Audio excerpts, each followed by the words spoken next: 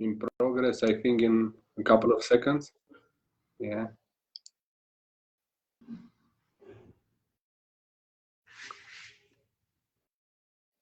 Alina, poți să-mi confirmi și mie, te rog, că suntem live pe grup?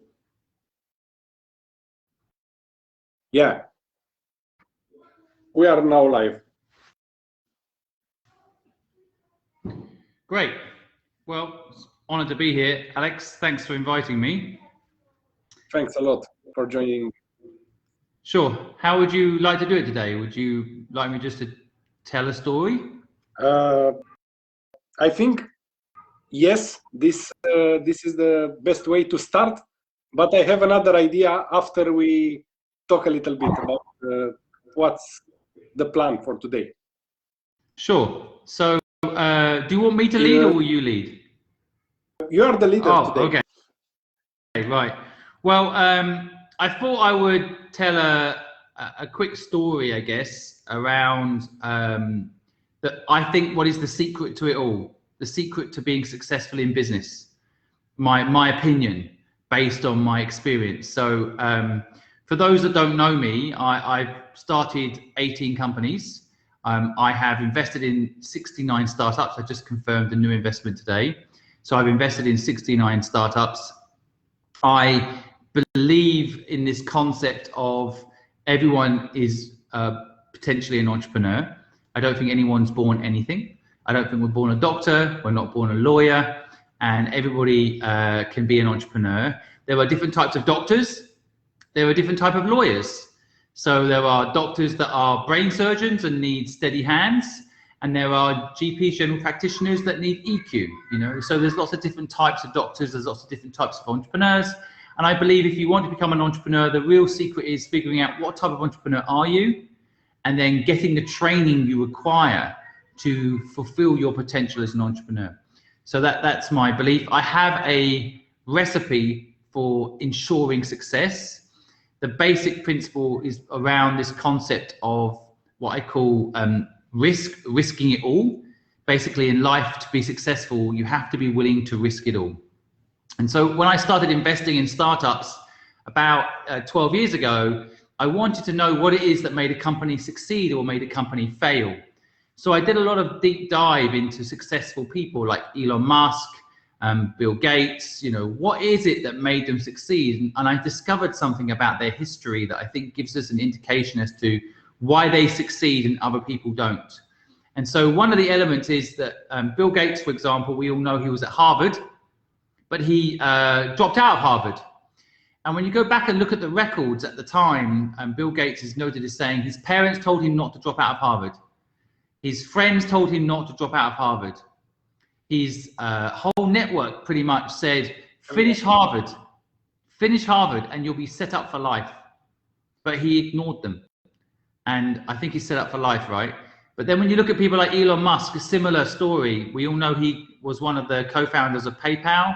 When he sold that, he made $110 million. He could have bought property and had passive income, which everyone's always talking about all the time, and would never have to work again in his life, right? But he didn't, because he knows what I know, that if you want to be successful, you have to be willing to risk it all. And so I have personally risked it all my whole life. Every time I've ever done a new venture, I'm willing to lose everything I've ever made in the past to make the new venture work. And that's why I think I've been successful. If you look at companies like Google, they are successful still today because they keep reinventing things that will replace them. So they're not sticking to their model. They're always looking for, you know, cars that drive themselves.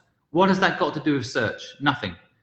But they see this disruption coming of their own model. So they're permanently looking for ways to reinvent who they are as a company.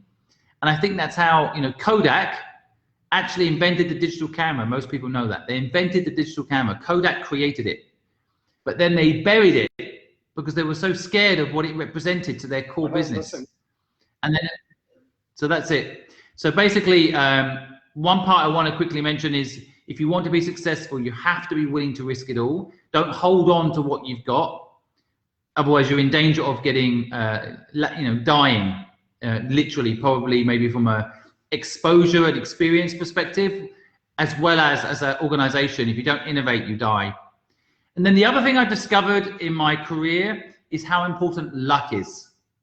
Luck is a crucial part of being successful. Now, I know for a lot of people that if you say to them they were lucky, they will take it as an insult. I do not take it as an insult. I was lucky.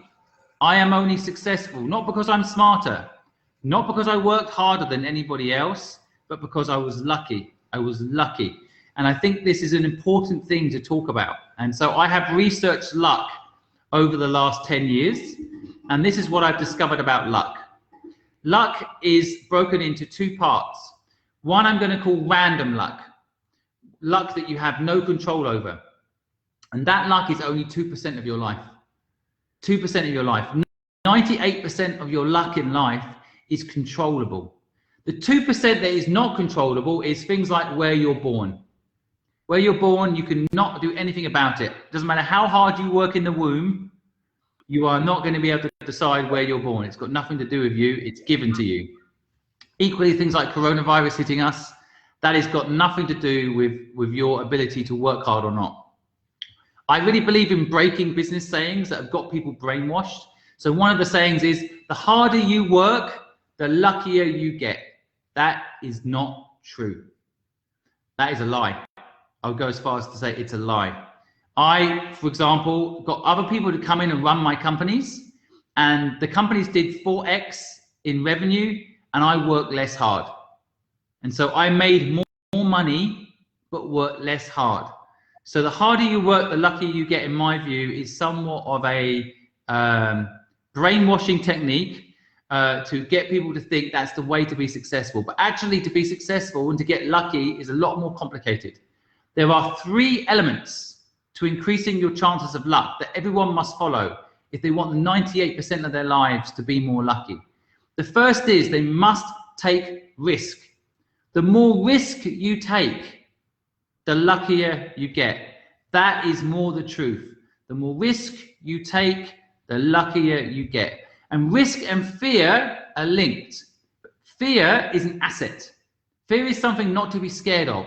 In the modern world, when people feel fear, they try to suppress that feeling by stopping whatever it is that's making them feel fear. And that's a mistake. Fear is something you've got to lean into. Fear's original design was a lion is coming towards us, and it lifts our ability to think faster, do more. We get superpowers when we feel fear. So I love feeling fear. You've got to lean into fear. The more fear you feel, the way you control fear allows you to take risk. The more risk you take, the luckier you get. The second thing you need to do is be more persistent. So many people give up too early. They don't have the persistent gene. And if you want to be more lucky in life, you've got to be persistent. I started a company in Hong Kong called Fluid in 2001.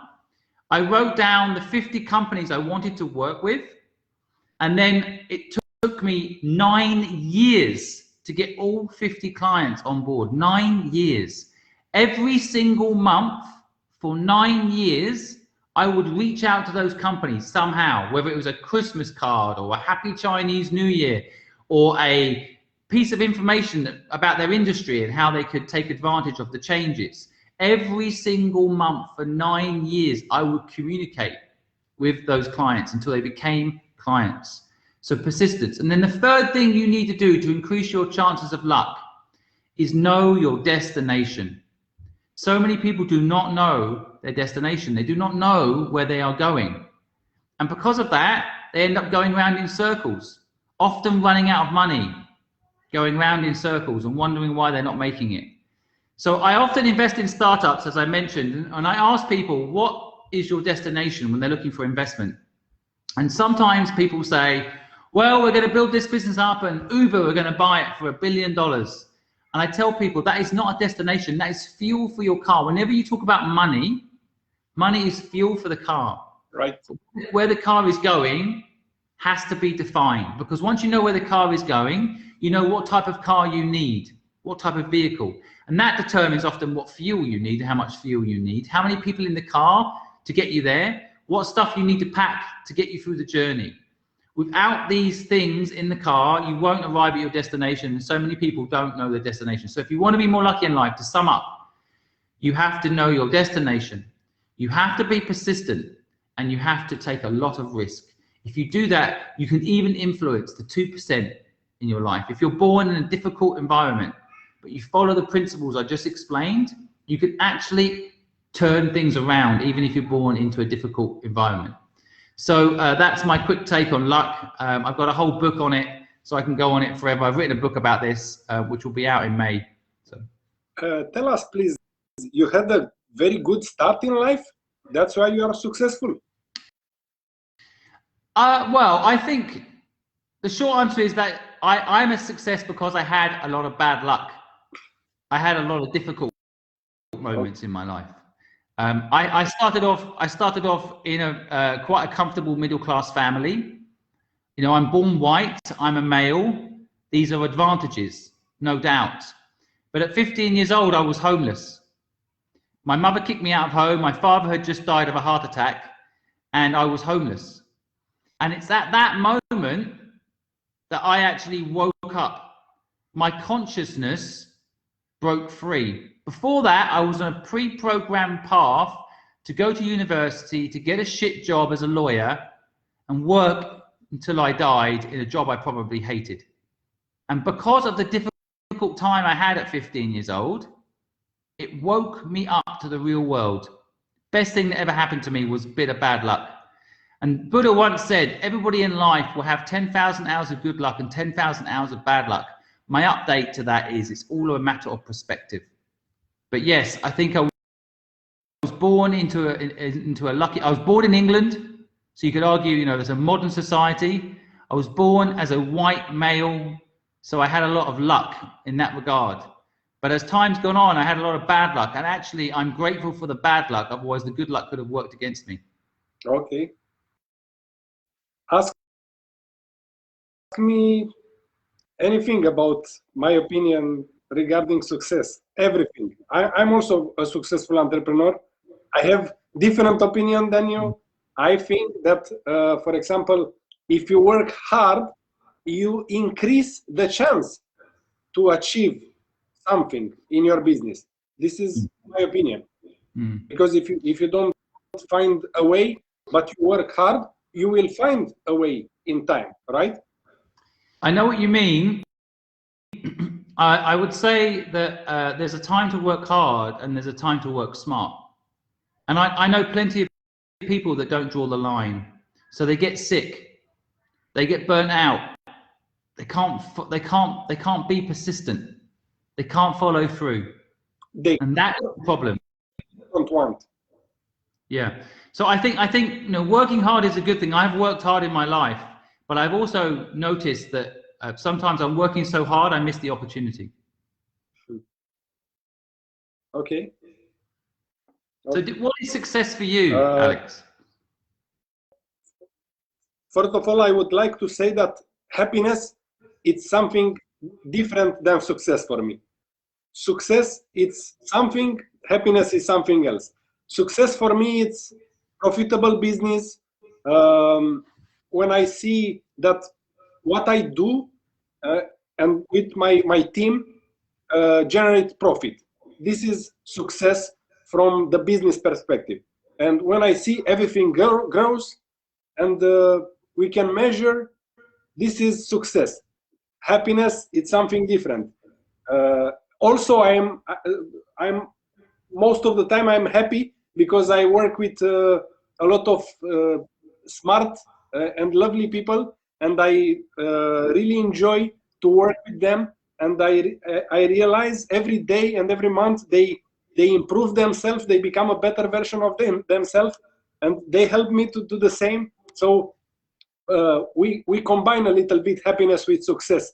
But from my perspective, success it means to generate value for the people or for the society or for both of us, for both this, and people or companies will pay for product or for the services you are offering them. And if you find a way to scale the sales, you will be more successful. this is success for me. This is my perception and my perspective about success in business. But I do make a big difference between happiness and success. Success for me is freedom. Success is defined in my mind as the ability to do whatever it is I want to do with my time. Because I think the only thing money buys you is time. That's the only thing of value that it can actually buy you. So time is the key, I think, of freedom to execute your time in the way you want to execute it. Not all the time, right? Because if you, at your level, if you want to buy a luxury plane and a big yacht, you need to work more just to maintain the yacht and the plane. That's why I never let possessions own me. I don't care about possessions. You know, I have a friend who owns a plane, and I have a friend who owns a boat. I don't need to own those things myself. And I don't really care. I mean, I've bought fancy cars. Hi Tim. I bought fancy cars, and I bought this really amazing Porsche, and I had it for about a week, and then the first week I loved it. I absolutely loved it. You know, a dream as a kid is to own this kind of like amazing Porsche. And then about a week, it got a scratch on it, right? And then slowly it started to own me. I had to take it to the garage to get something that was wrong with it fixed. And then someone else scratched it, and then it got dirty and I had to clean it. And then I found myself every 3 or 4 hours of my week was sorting out the car. And my life was being eaten up by a possession. People would cut me up in the street, be rude to me. And, you know, and I just thought to myself, it's not worth it. It's not what makes me happy. I've ticked it, I've done it. I know everyone says, you know, these things don't make you happy, but possessions, if you're not careful, can own you. And then you lose ground as to what's actually important, because you start laying your car keys down on the table as if that proves that you're someone special, when it doesn't prove anything. You can be happy for a couple of days. Yeah, I mean, but I always think money only makes you happy if you're already happy. Right, 100%. Yeah, I've seen people, you know, I've seen people who make a lot of money who are originally unhappy, thinking that money was going to make them happy, and they become, you know, drug addicts. It gets worse, and so I think, you know, I always tell people to try and be happy with or without money, because if money comes and you're not happy, it's going to be worse. 100%. So that's why I want is not most of the people from our community send me a lot of messages regarding happiness and success, and I try to explain them. There are different things. You can be happy at work, but doesn't mean if you have a successful company you will be automatically happy.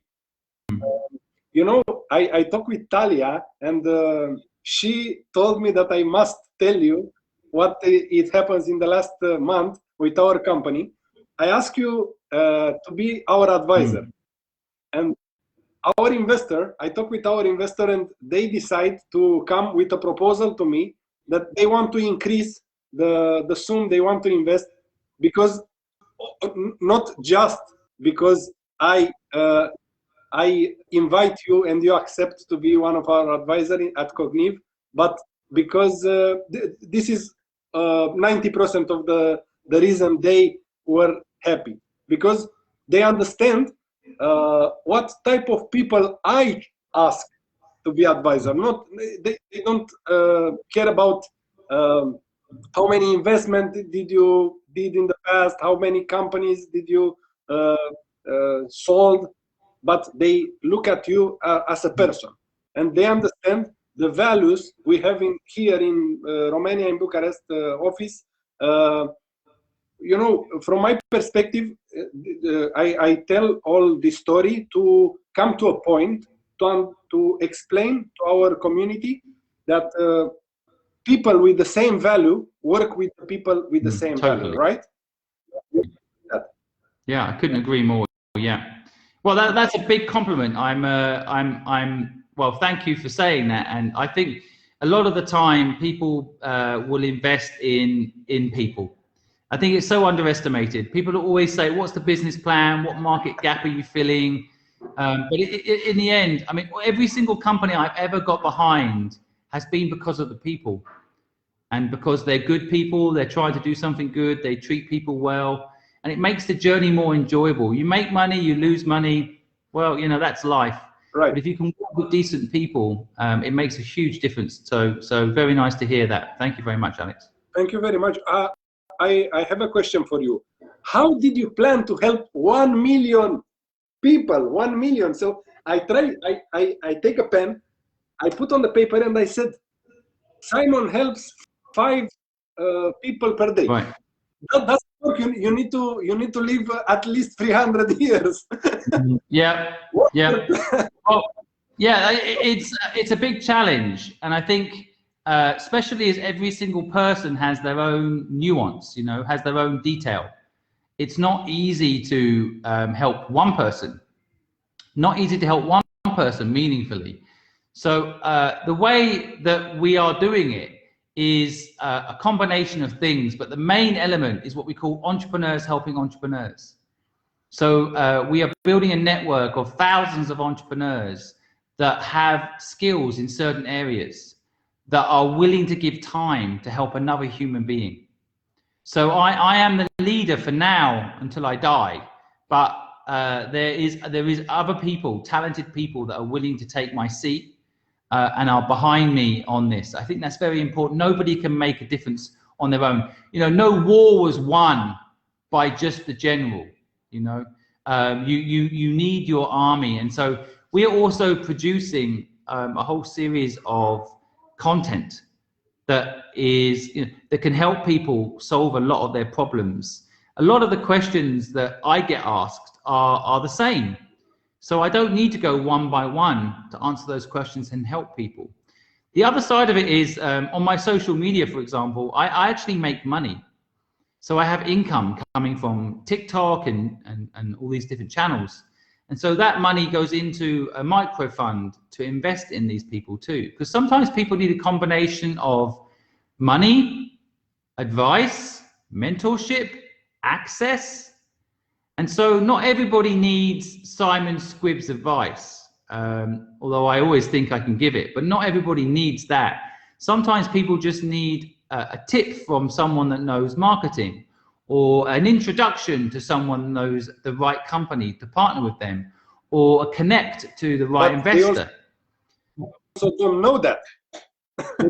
That's sometimes true, yes. I mean, there is a big thing within the entrepreneurial learning curve where you don't know what you don't know. And so that's why we also do a lot of live events like this with you, because then people can hear what questions they should be asking. And then they can ask those questions and get the very answers to the questions they didn't know to ask. Very interesting, very interesting. So right now it makes sense also for me how you plan to help 1 million people. Yeah. But how you will measure that? That's also a very interesting question we ask ourselves internally. So we've been doing this 1 year now, and we have helped 78 people. Okay, and so we track it by them telling us that our advice and our insights has allowed them to succeed and do well or start a business. However, on one of my TikToks not so long ago, I did a video giving people advice, and I had 14,000 comments, and we replied to every single comment. People ask us a question, we replied with an answer. And you know, I could argue that we have helped 14,000 people just in that one thread of replying. But we don't count that within our metric, because this is a lifelong game for me now, lifelong ambition. And so, so we want to measure it by actual people that have told us it's made a difference. But we could easily measure just in one post in one day, helping 14,000 people with their questions could lead in a butterfly effect to you know, 3,000 people having a successful business because of our input. But we don't measure that. We can't measure that for sure. So we stick to the very basic measurement, which is the people that we know we've helped. Okay. The next question. Why we don't learn in school about building a business? Because our life after we finish the high school or the study, we must survive somehow to bring food for our family, to buy a house, to I don't know, to travel. You need to buy a plane ticket to in order to go from Bucharest to London. But all these require money, and we need to make money somehow. Of course, I am an entrepreneur, you are an entrepreneur, we build a lot of successful business. We also did some wrong businesses, 100%. I'm sure you were bankrupt a few times. I'm 100% sure, no doubt about it. But you know, for us it's a little bit easier because we have resources, connections, information, businesses, and it's easier. But for a person who just finished the school, why? The question is why they don't teach this in school. I mean, bluntly, I think the education system was built around kind of the Henry Ford factory model, right? Henry Ford was both a genius and a little bit evil, and his model was give his workforce enough that they could buy his cars, right? And so the salary element and even the education system was always what we call slightly aspirational.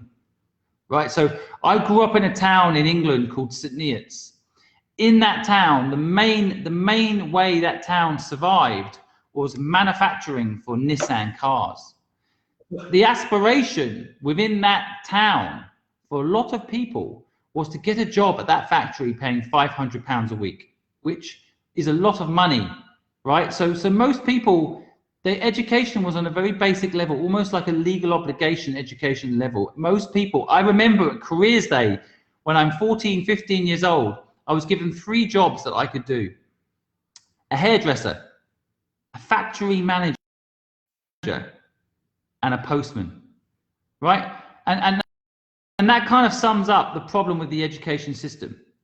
It tries to tell you what job are you going to do when you grow up, which is the wrong question. It's the wrong question. The question the education system should ask you is, what problem would you like to solve when you grow up? But the education system is based on memorization. It was invented before Google or any of these things existed. It was all about trying to memorize things and then fit within the system that wouldn't care if you memorized it or not. But now Google, so all it was trying to do was warm up your brain. It was never designed to deal with what we now have, which is we have all the stuff through Google. We don't need to remember anything. What we need to have is EQ. What we need to have is common sense. What we need to have is know how to manage money. You know, what we need to have is know how to find purpose. You said EQ, right? Not IQ. I think IQ is overrated. So emotional intelligence. Pretty much. That's the only thing robots will not have for a long time. Robots have IQs already, way beyond humans. If you've ever played computer chess, I play a lot of chess, right? The computer chess will always beat you if you set it above your IQ, always. But I can still beat a computer based on emotion. I will make erratic decisions based on emotion. And that confuses a machine, right? So that's the only thing, you know, humans have, and that's why we must work on it. That's why I say, you know, like in school, the word purpose should be brought up because that lights up your emotional chip in your brain. Whereas most people are taught logic, you know, they're taught what they think are facts, which by the way are not facts, but they're so-called I have facts. a tough question now. What is your best emotion? Do you think what is the best emotion in life?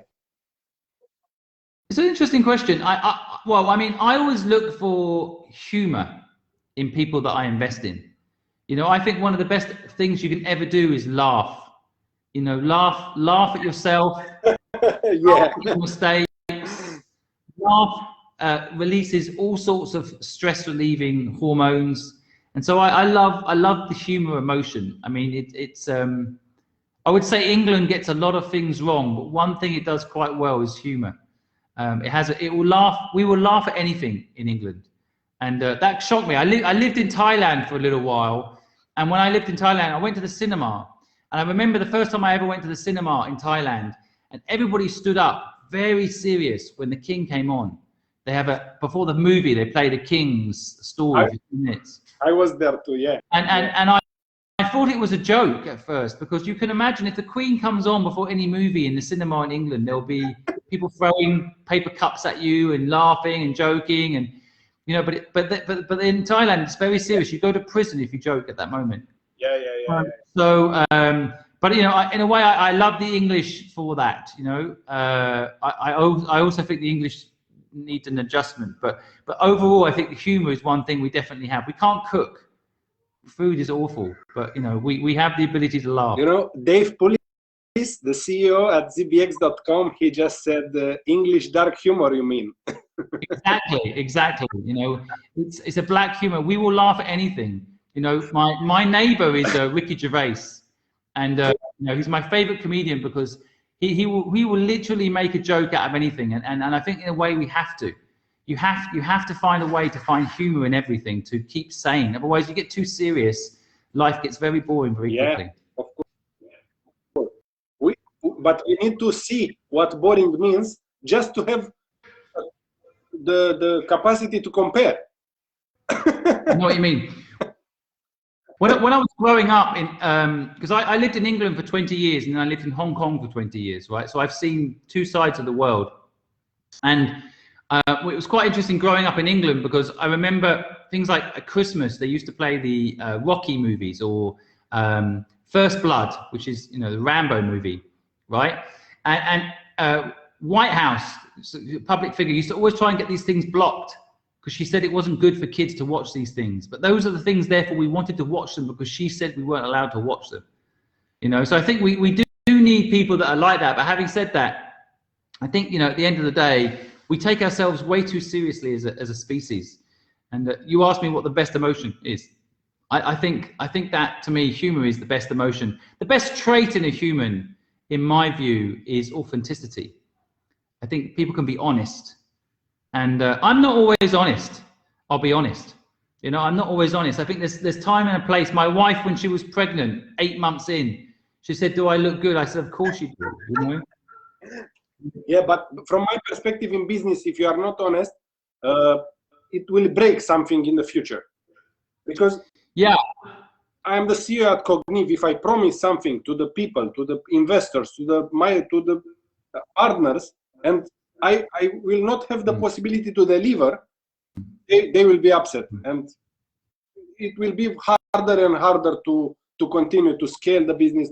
Of course, there are sometimes we must also, Alina, my wife, when she will be pregnant, I remember after 8 months, I will told her that she's beautiful. But it's an interesting thing you say there, Alex. Let me ask you, what do you think of fake it till you make it culture?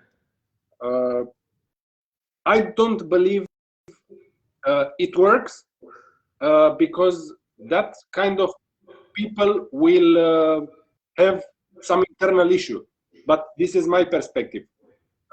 Because they will not understand who they are for long run. This is my perspective.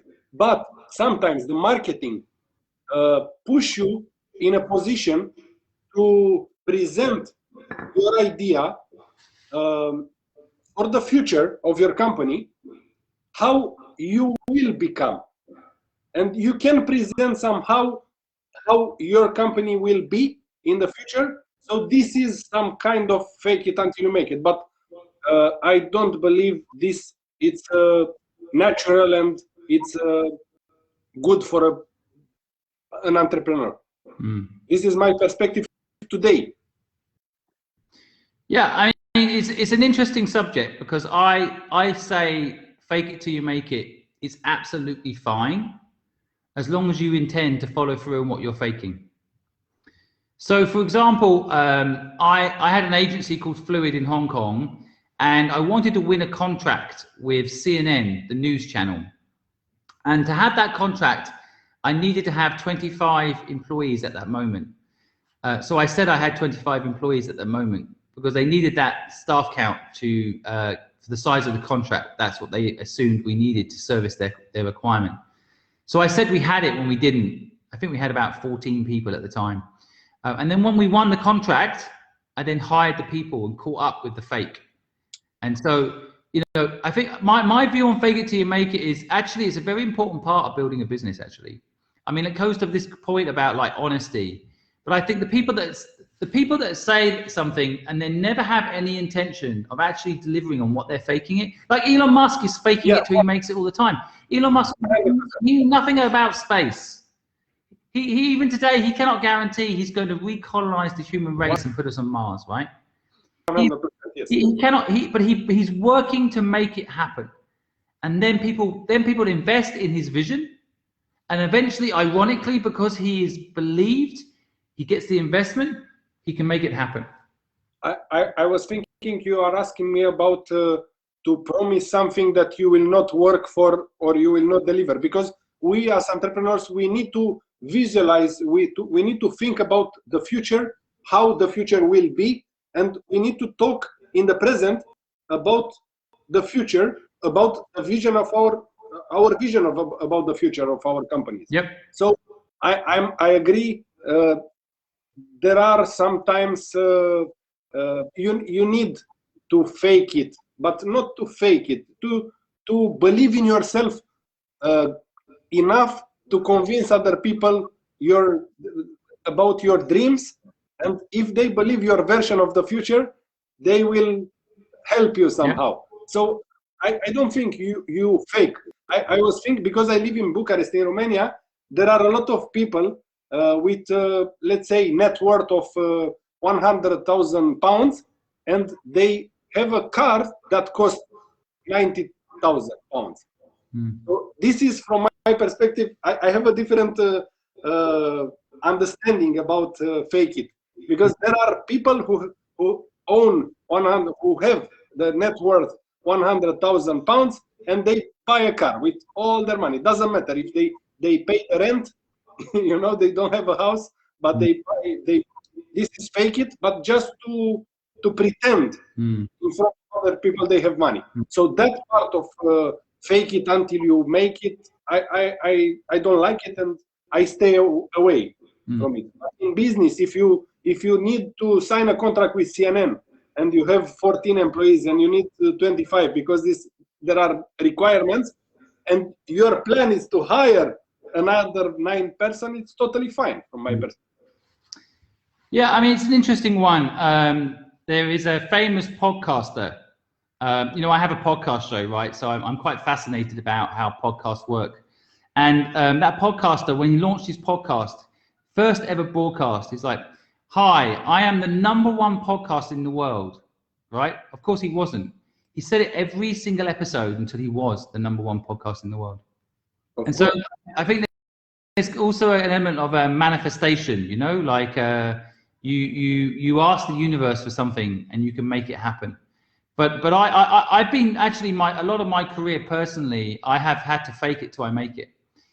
The car thing is interesting because I've never done it by possessions. But for example, many times I've told people my company is bigger than it is to get the contracts, to get the work, because people want to hear what they want to hear, right? They have their criteria, especially like government contracts. I've won a lot of government contracts in my time.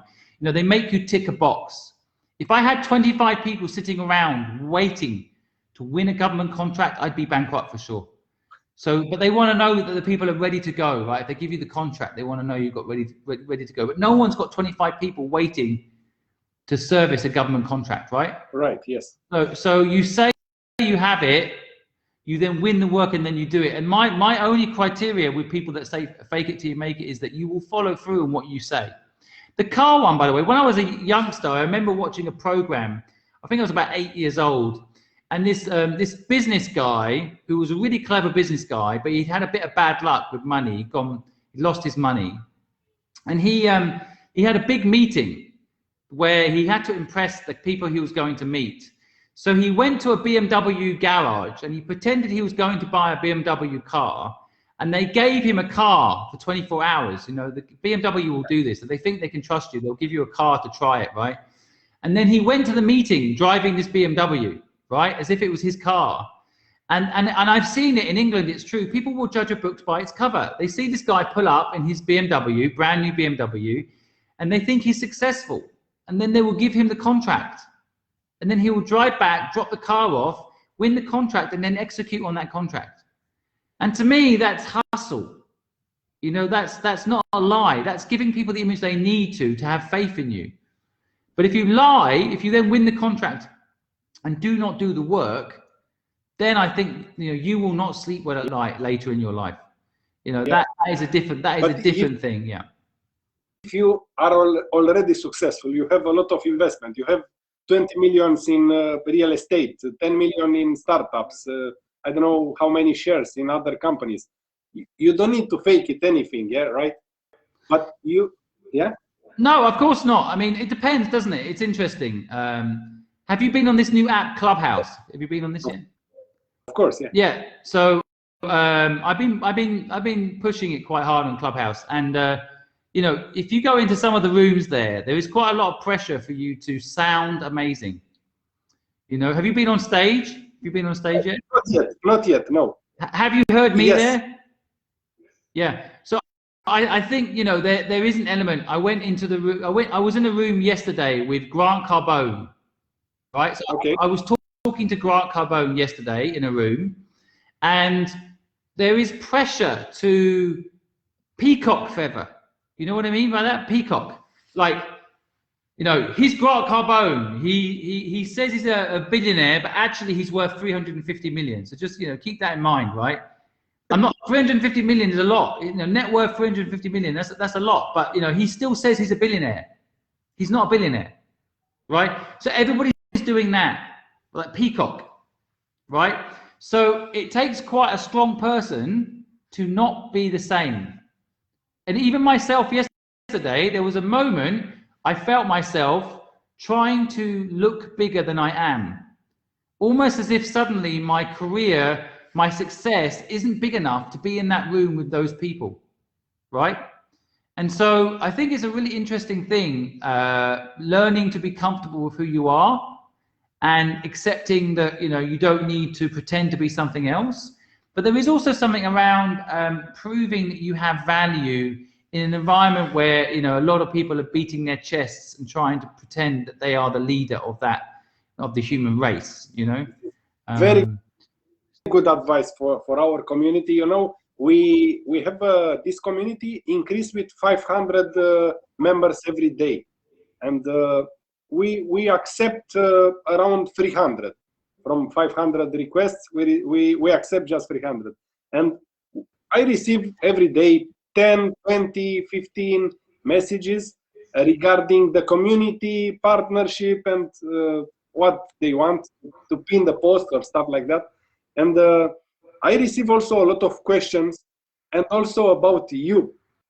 So you, I don't know how, but you must tell us, you must tell the community how you enter in a group and without try to selling anything, you are recognized by the community, because they must understand, because they ask me what you are doing special, and I don't have the answer for them.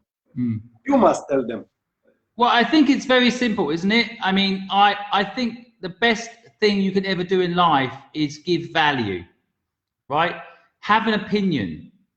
Have an opinion. People always, I mean, I'm a big fan of Barack Obama, right? A lot of people don't like him now, but Me too. I like him. I like him because he stands by what he believes in, even if it makes him unpopular.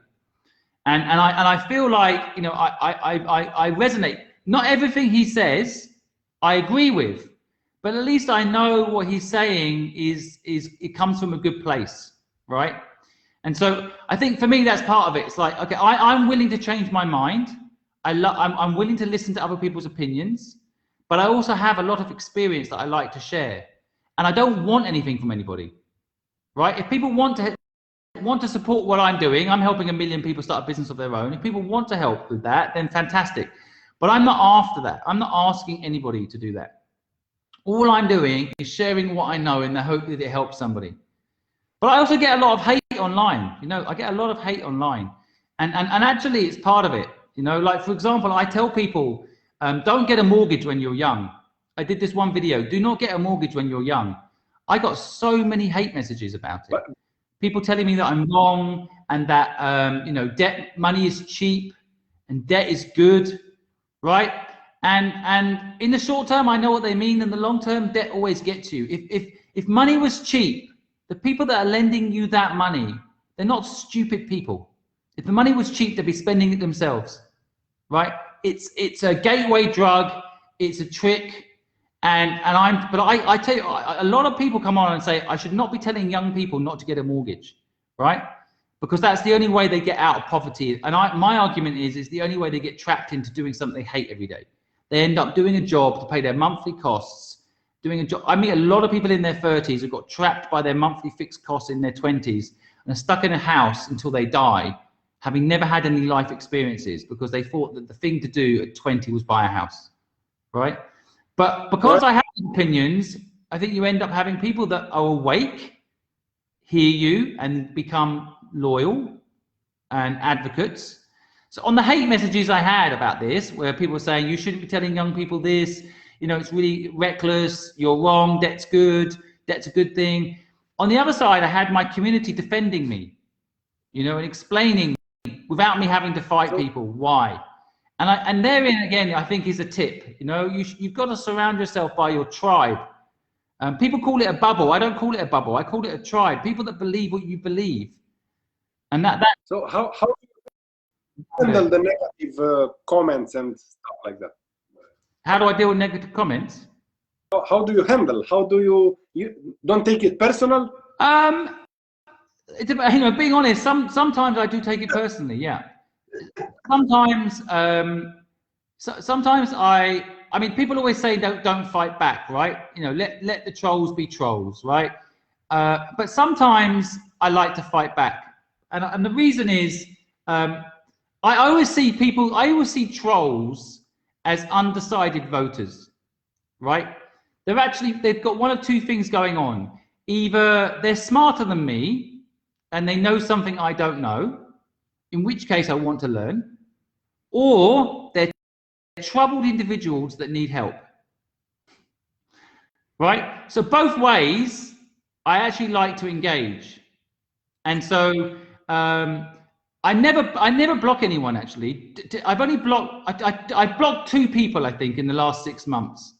But one of them was actually racist. That I cannot stand. You know, my wife is Chinese. They said something about my wife. That as a line I cannot cross. Racism, you cannot debate around when someone's racist. When someone brings nationality, that is a red line. I will not debate with someone around that. They're either racist or they're not. That's it. I cannot. If someone calls my wife something rude, Chinese related, that's it. I can't debate with that. But if someone tells me that they have a different opinion to me about business, or they have a different view to me around mortgages, I'm all in. You know, I will absolutely give people the time, and I have sometimes been proved wrong, and I always say I think the biggest strength leaders have is the ability to change your mind, right? I never mind, but you know, to be honest, I also if I'm not too tired and I reply to trolls, I quite enjoy it. But if some trolls just do not listen, and they're just repeating the same garbage, they don't get into an intellectual debate, and they just start being rude, then there comes a point where you just cut it off. But you know, equally, I mean, a lot of the time, my thing is about making people wake up from the matrix. You know, I want people to be free. So I will say something like, don't work for someone else, work for yourself. And then someone will say, and this happened to me yesterday, if everyone works for themselves, Simon, who's going to pick up the rubbish outside your house, right? My answer is a robot. I don't want a human being. You imagine if someone today announced that they've managed to recreate the human. Imagine they've managed, and there's a lot of people trying, billions and billions and billions of pounds spent to recreate Alex. They've made an Alex, right? Incredible, right? The world, it would be headlines, would be like, oh my God, right? Think of the opportunities. Now we have recreated the human, right? And then I think to myself about the hundreds of thousands of people in Africa that are living in poverty, that are not given any education, no access to sanitary lifestyles, right? And I think to myself, what a waste of a human race we already have in place, right? I guess what I'm trying to ultimately highlight here that, you know, we as a human race should not actually have to work for anyone. We should already have machines providing enough food for us. Even those that can't afford food should be given food. There should be no shortage. And in fact, the humans have got in the way of progress in that regard, right? So when someone tells me, hold on, Simon, you shouldn't advocate that everyone should work for themselves because no one will work for you. I'm like, fine, no one works for me. I'll have robots doing that. How do you think a young entrepreneur from our community can change his mind to understand you? Because you just said a good leader can change his mind. How they can do that? Where they can start to understand?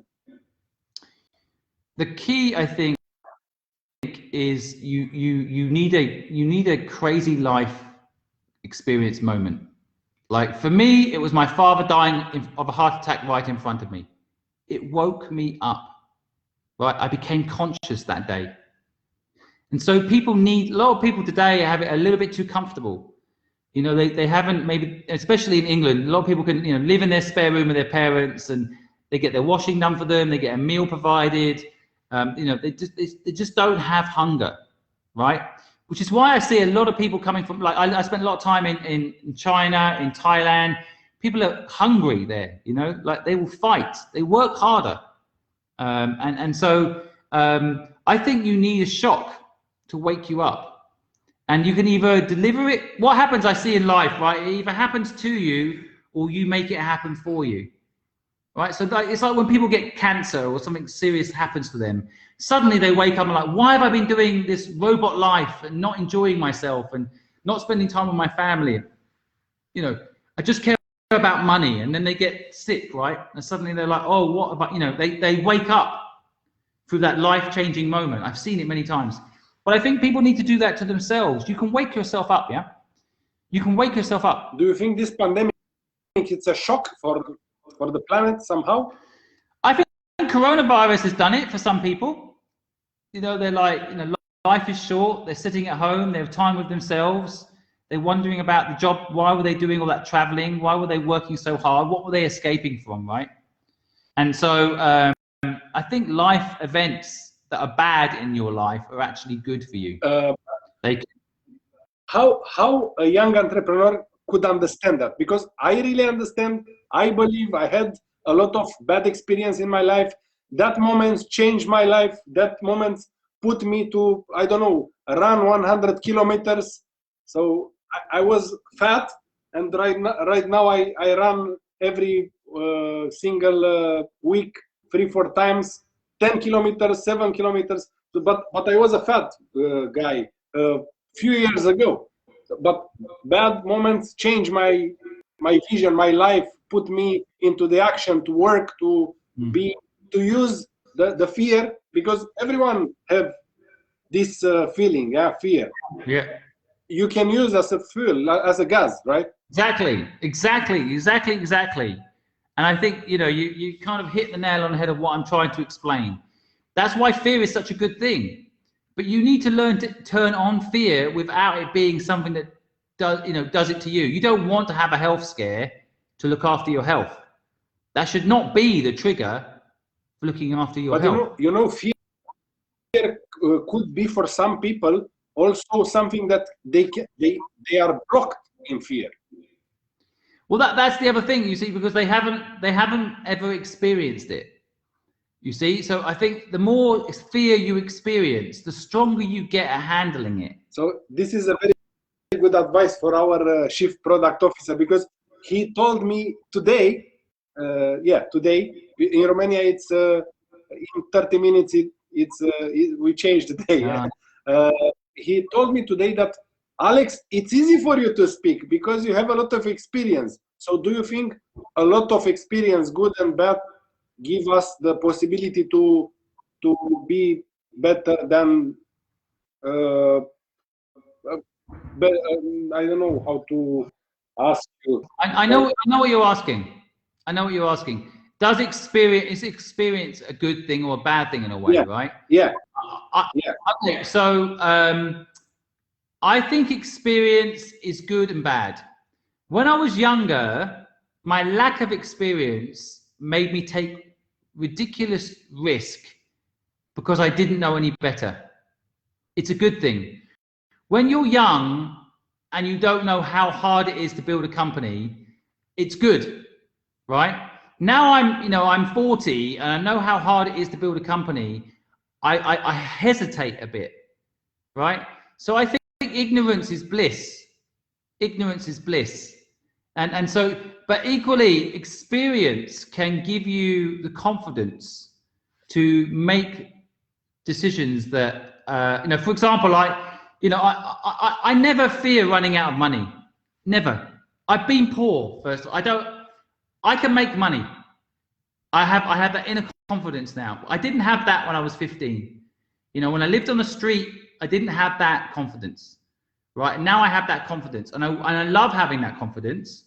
But when I didn't have it at 15, the good thing about not having confidence, it meant that I worked very hard. When everybody else was out partying at 17, 18, I was not partying because I didn't have the confidence that I would survive money-wise.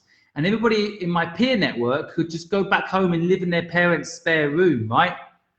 So they didn't have that hunger, which meant that by 23, when they were coming out of university, they were working for me. But don't scare the community. You said sometimes you, I don't know how you said, you just don't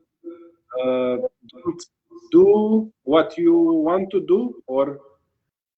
You mean, sorry, what do you mean, Alex? Say that again. You said that sometimes you don't do what you want to do.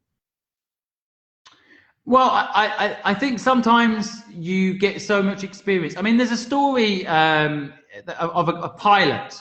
He's been a pilot for 20 years, and he gets in the aeroplane, and his co-pilot, who's 20 years younger than him, says, "Oh, there's ice on the wing. There's ice on the wing." And protocol says, if there's ice on the wing, we should defrost it before takeoff, right? But the experienced pilot says, "I've seen it 1,000 times. When we take off, the heat and the air, the ice will fall off, right? If we get someone to come and get rid of the ice now, it will be 2 hours before we take off. We'll miss our slot, and let's just go." So the experienced pilot knows how it works, tells the younger pilot the way of the world. The plane takes off, the ice doesn't come off, the plane crashes, everyone dies. One question that I receive a lot of people ask me the same question: what I do when I don't have enough energy to resolve a task or to work? What you are doing when you don't have energy? Because no one has infinite energy, right? Yeah, it's an interesting one.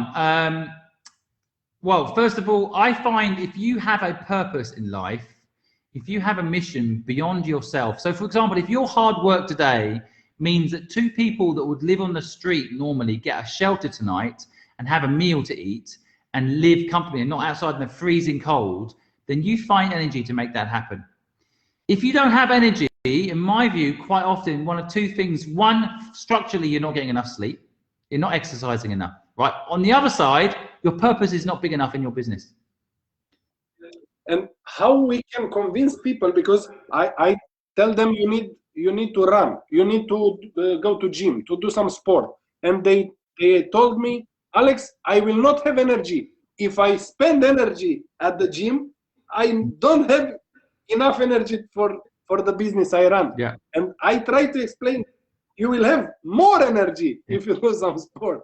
How can we explain them? Come with a different type of explanation. No, you can take a horse to water, but you cannot make it drink. I see. at the end of the day, you can motivate people only so much, and and they either listen or they don't. And so everyone's got their own path, everyone's got their own body, everyone's got their own mind. And for me, you know, what you just said there is, so you exercise, you get energy. That's what I'm saying. If you have a purpose beyond yourself, you yourself get energy. So if you care about other people, that comes back in the form of energy, right? I tell people this all the time, but 9 out of 10 companies have no purpose, which is why 9 out of 10 people hate their jobs. Okay. I didn't know that, because, you know, I'm a serial entrepreneur. I enjoy every startup I am in. I'm in love with everything over there. I just work to get traction, to scale, to hire people, to see everything that, how we build everything. So this is something, I don't know, it's my passion. So I don't have one day in my life when I said, I'm boring, I don't like what is going wrong. So, but I had a lot of bad experience. A lot. One investor said that he will kill me. So I was respectful with him, but he has different values than me, you know. I was young. I was thinking he's a good person, but he said that he will kill me. So I had a lot of bad experiences, but I also enjoy, after that I crossed the moment, and after that I find another project where to work, to build something. But how? So you said we cannot explain this to the person. They don't have passion, they don't find the passion for a job, because also we have in the team a person that she writes content writing. She's very good at content, she's passionate about it, she don't care about anything. She is just Maria and the laptop, that's it. She don't even ask for salary. So I realized that she don't give a shit, sorry for the word, she don't give a shit about the salary and other things. She loves what she's doing, and all the team we have, they are not working for, they are working for the purpose, not for the money. Of course, we need to make money in order to pay the salaries, rent, and other stuff, and to scale the business. We need this money. I show you money, but right now it's electronic. I know what you mean. I miss those days. Money, you know, I miss those days. No, I know what you mean. I mean, I think with when it comes to like profile of people, sometimes ignorance is bliss. You know, I sometimes tell people, you know, I told you earlier, I lived in Hong Kong for 20 years, right? And sometimes I wish I hadn't lived there, because I'm aware of what the world is really like. If I'd just grown up in England, then England would be this great place, perfect. The food would be amazing, because that's all I know, right? That's why when people go on holiday, English people go on holiday to Spain, they want to eat English food. You know, they want English food. All the hotels servicing English people in Spain serve English food, right? But I lived in Hong Kong and I ate Chinese food. So when I come back to England, I miss it. And I have a problem now where I would like to spend 4 months of my life in England, 4 months of my life in Hong Kong, and 4 months of my life in LA, right? And that begins to tick the box, because I think my point I'm trying to make here is that ignorance is bliss. I sometimes envy people that can just live with one thing and enjoy it. You know, some days, even though I'm like you, Alex, I enjoy the randomness of it all and the excitement of it all. Some days I wish I could just calm my brain down and work on one thing until I die. Okay. I don't know why I find this need to create businesses, create things over and over again, because some days it's overwhelming, right? And so that's what it's like when you wake up. I think when you wake up and you're conscious, Sometimes if you just stay in your hometown and you know the people and they know you, you don't change, they don't change, because no one dare change, because someone will say, hey, you've changed, right? So you will stay the same, you know, and I think we've all got people in our hometown that are like that. In some respects, they're living an ignorant life. You know the movie The Matrix? You know the movie The Matrix? No. You haven't watched the movie The Matrix? Not yet, but I will. You have to go watch this movie, Alex. You have to go watch this movie. And the reason I love this movie, I won't ruin it for you, it's worth watching, but the reason I love this movie is because I actually think we're living in a computer program right now, right? We are living in a computer program, and I think I can prove it, right? We are living in a computer simulation, right? We're 100% living in a computer simulation today, right? But that aside, and I can prove it to you another time, now you're going to think I'm crazy, but you know, we're living in a computer program. But the point I'm trying to make here is that in the movie, people come out of the computer program and see the real world, right? Okay. And some people wish they didn't know the truth, right? So when you know the freedom of entrepreneurship, you've learned to deal with the risk, you've learned to breathe in and breathe out that unique experience. Now you couldn't live any other way, right? Right. 100. But if you bring someone out at 45 who's never experienced it, and you expect them to adjust, it kills people, right? It's just like you going into a corporate now, that would probably kill you. No, I will be the CEO in the first 24 months. I will be the CEO somehow. But even then you couldn't do it because you'd have someone telling you what to do. Even then, yeah. But CEOs have bosses, right? And so, right, yeah. You know, or them, yeah. Yeah, that's like that. I talk with some people about our video from Facebook channel, Facebook group, and they ask me, what is wrong with Simon and Bitcoin? Why Simon don't like this amazing Bitcoin? Because they just make few millions. Yes.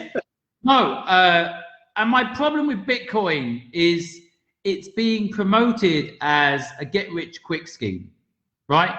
It's being promoted as a business. And to me, Bitcoin is not a business, right? Bitcoin is going to the casino, right? So let's not make it out that some people are doing it. They're saying they're business people, right?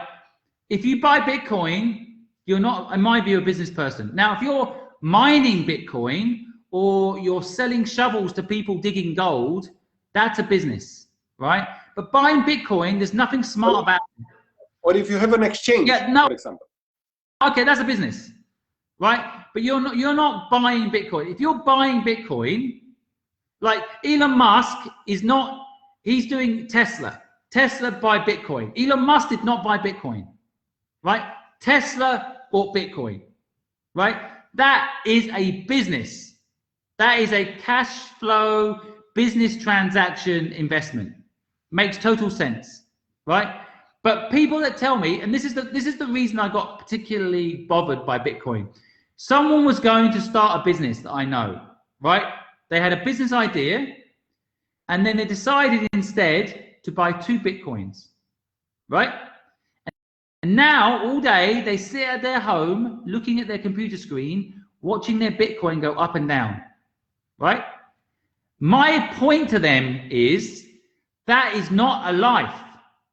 That is not a life. When you do a business, there's 2 things that make it special. One, you can influence what happens, right? You buy Bitcoin, unless you're Elon Musk, but generally you cannot influence it. You work harder, nothing will change on Bitcoin, right? You have a good idea, nothing will change on Bitcoin, right? It's not a business. The second thing that people can get from business that you cannot get from Bitcoin is an experience of building something you love. You learn, you create value, right?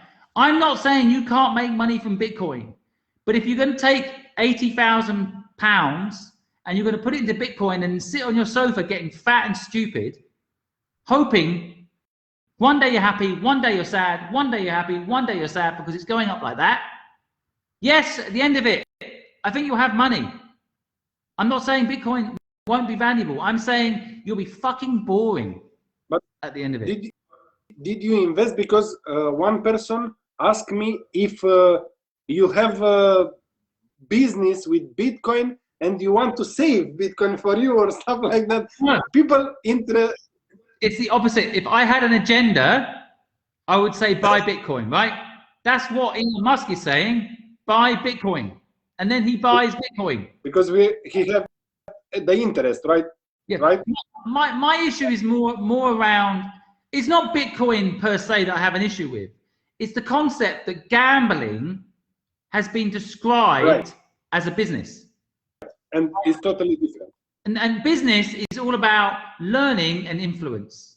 If you have a business, you can put your energy into it and it will be more successful because of it, right? Or fail, but you'll learn along. The journey is making money was never the point. People have lost the plot. They think entrepreneurship is about making money. No, entrepreneurship is about having a life experience. You said it earlier, Alex, about having people you like to work with, watching those people grow, watching you build something you love, watching a difference being made in the universe, helping people pay their bills and have a good life. Yeah, that's what entrepreneurship is about, right? So when someone tells me they've decided not to start a business, but to take their life savings and put it into Bitcoin and then keep their fingers crossed, I say they're stupid. And that's my issue with Bitcoin, that it's been replacing people's imagination. Yeah, I don't have an issue with Bitcoin per se. I might even buy some myself. I might, but I would never let it stop me. I wouldn't buy Bitcoin or do a business, which is the choice some people are making right now, right? They can invest in a small business in their village, in their home. They could support a local enterprise right now and make sure it doesn't go out of business because of COVID. They could go help a company that before COVID was making money, during COVID lost money. When it comes out the other side, it will make money again, right? Take your $80,000 and put it into that small business. Help them. Or you put it into some Bitcoin shit and sit on the sofa and hope that it goes up. 20 years from now, please be rich, but boring as hell as far as I'm concerned. Please tell us, I had a conversation with the CEO from a startup, very nice startup, Foxy Kids, and she asked me something that I must ask you for the community. What an investor want to hear from a CEO from a small team in order to invest? What an investor want to hear from them? It depends on the investor, right? Every investor has a different criteria. Yeah. Personally speaking, I can only speak for myself, right? As far as getting investment is concerned, right? I look for a few important elements. The first is I look for people I like to work with, right? That's I don't want to be working with people that are not trustworthy, that lie, that I don't get on with. You know, getting into investment in someone is like a marriage, right? It's like a marriage. So you have. I know that. Yeah, exactly. And so, you know, I think it's so so that chemistry is very important. The second element I said earlier already, you know, sense of humor. I have businesses that I've invested in. We've lost lots of money, but we had a lot of fun along the way. You mean the book? Sorry? The book? Yeah, that was one example. I've had many. Okay. Many business failures, more than one. But I look back. Go on. You lost more than 2 million with one book. Yes. You lost few millions in different businesses like this? I think the comic book was my biggest loss. The second one was a cafe business. I lost $1 million. I've never been bankrupt though. You mentioned it earlier. I've never been bankrupt. Very close, but I always managed to just stay away from that, just about. But you closed the business with the book. Yeah. So I think, you know, I always had a separate company for each business venture, but I think from a young age I always had one business that was profitable. So that one business I never really spent what I didn't have. I never borrowed money. So I think, you know, if you lose 2 million but you had it to lose, you don't go bankrupt. You go back to zero. Okay. Right? Okay. For example, I mean bankrupt that you close the business. I was not. I was wrong. So not. Yeah. You just close the business. Yeah. I just lost money and closed the business. Yeah. The end. Because my parents got into a lot of debt. You see, I learned from my parents. They borrowed cheap money. I always say that the bank will lend you an umbrella, and when it rains, they ask for it back. Right? I see. So basically, I think I've never been a fan of debt, ever. When I was 17 years old, credit card companies sent me credit cards. I chopped them all up. I never got into debt in any form, right? And a lot of people will say, oh, that's very stupid. You know, you've got to leverage debt. Not true, right? The best thing you could do is work off cash flow. Of course, yes. You work off what you've got. You spend what you have. 1 month in my business in Hong Kong called Fluid, we made $500,000 profit in 1 month. And I remember it like it was yesterday because it was a big number.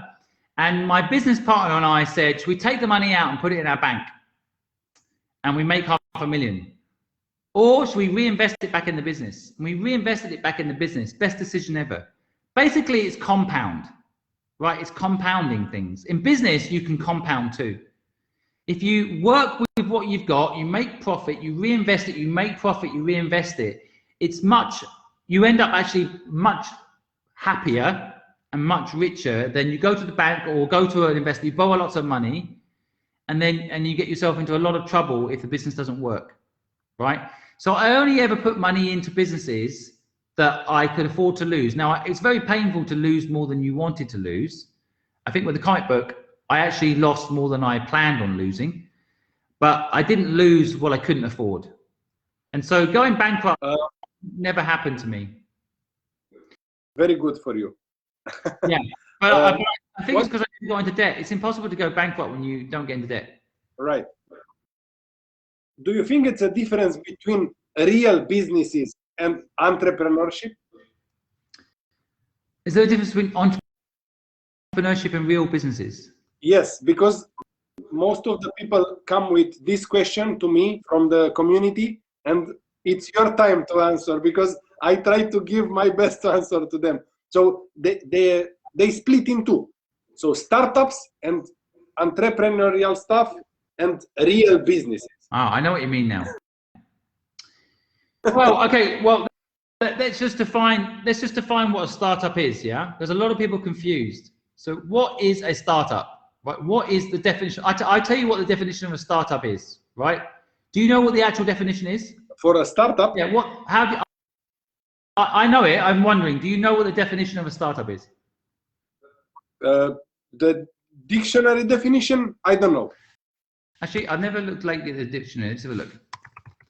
Looking up now. Hold on.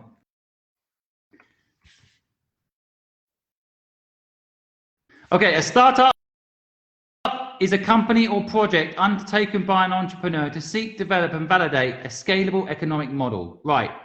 So my translation of that is a startup is a company in search of revenue that will reoccur. Right. The moment that company finds a way of having reoccurring revenue, it's an SME. Right. Right.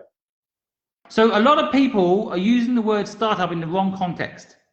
So I saw Yahoo when Marissa Mayer took over. We're a startup. Bullshit. They're not a startup. They're trying to make themselves look innovative and fresh, but they're not a startup. They already have reoccurring revenue, a declining reoccurring revenue, but they have a reoccurring revenue. They're no longer a startup, right? I'm running a startup right now. My platform does not make money, right? By my own design, okay? By my own design. I could make money. I choose not to charge people for helping them, right? So I can actually define myself as a startup because I'm a business in search of a reoccurring revenue stream, right? So I'm a startup. Now, I think what your community are talking about, in my view, is the definition of a SME versus the definition of a startup, right? Now, there are many startups that go 8, 9, 10 years never creating reoccurring revenue. Instagram, for example, only recently has reoccurring revenue because their idea was to collect data and users and monetize it later, right? So they could definitely be defined as a startup, but they've got bankrolled by Facebook, bought by Facebook, bankrolled by Facebook to run what we call a long tail model, right? Which is basically build up users, build up critical mass, and then once you've got 100 million users, then you just turn on the advertising tap and billions flow in, right? So, because the other thing the community is asking, if you ask me, is there are different types of business models. The ones that I like personally, which are cash flow positive businesses. Maybe it's a product business. I've just invested in one called Peas and Pod. It's a home education business, right? So they do education in a box. They send it to parents and help them educate at home with their kids, right? Montessori inspired. It's brilliant. It's a subscription box, right? I won't plug it now, so I don't look like I'm advertising, but it's a subscription box service, right? And what's amazing about the whole model is it's cash flow positive from month 2, right? The subscription base covers the cost of the business by month 2, right? And now every time they sell one more box, it's pretty much profit less the cost of the box, right? I like businesses like that. So it's gone from a startup to an SME in 3 months, okay? And I like those sorts of businesses because you don't rely on further investment. Every time we bring a new investor in, I also dilute, right? And the owners of the company dilute, right?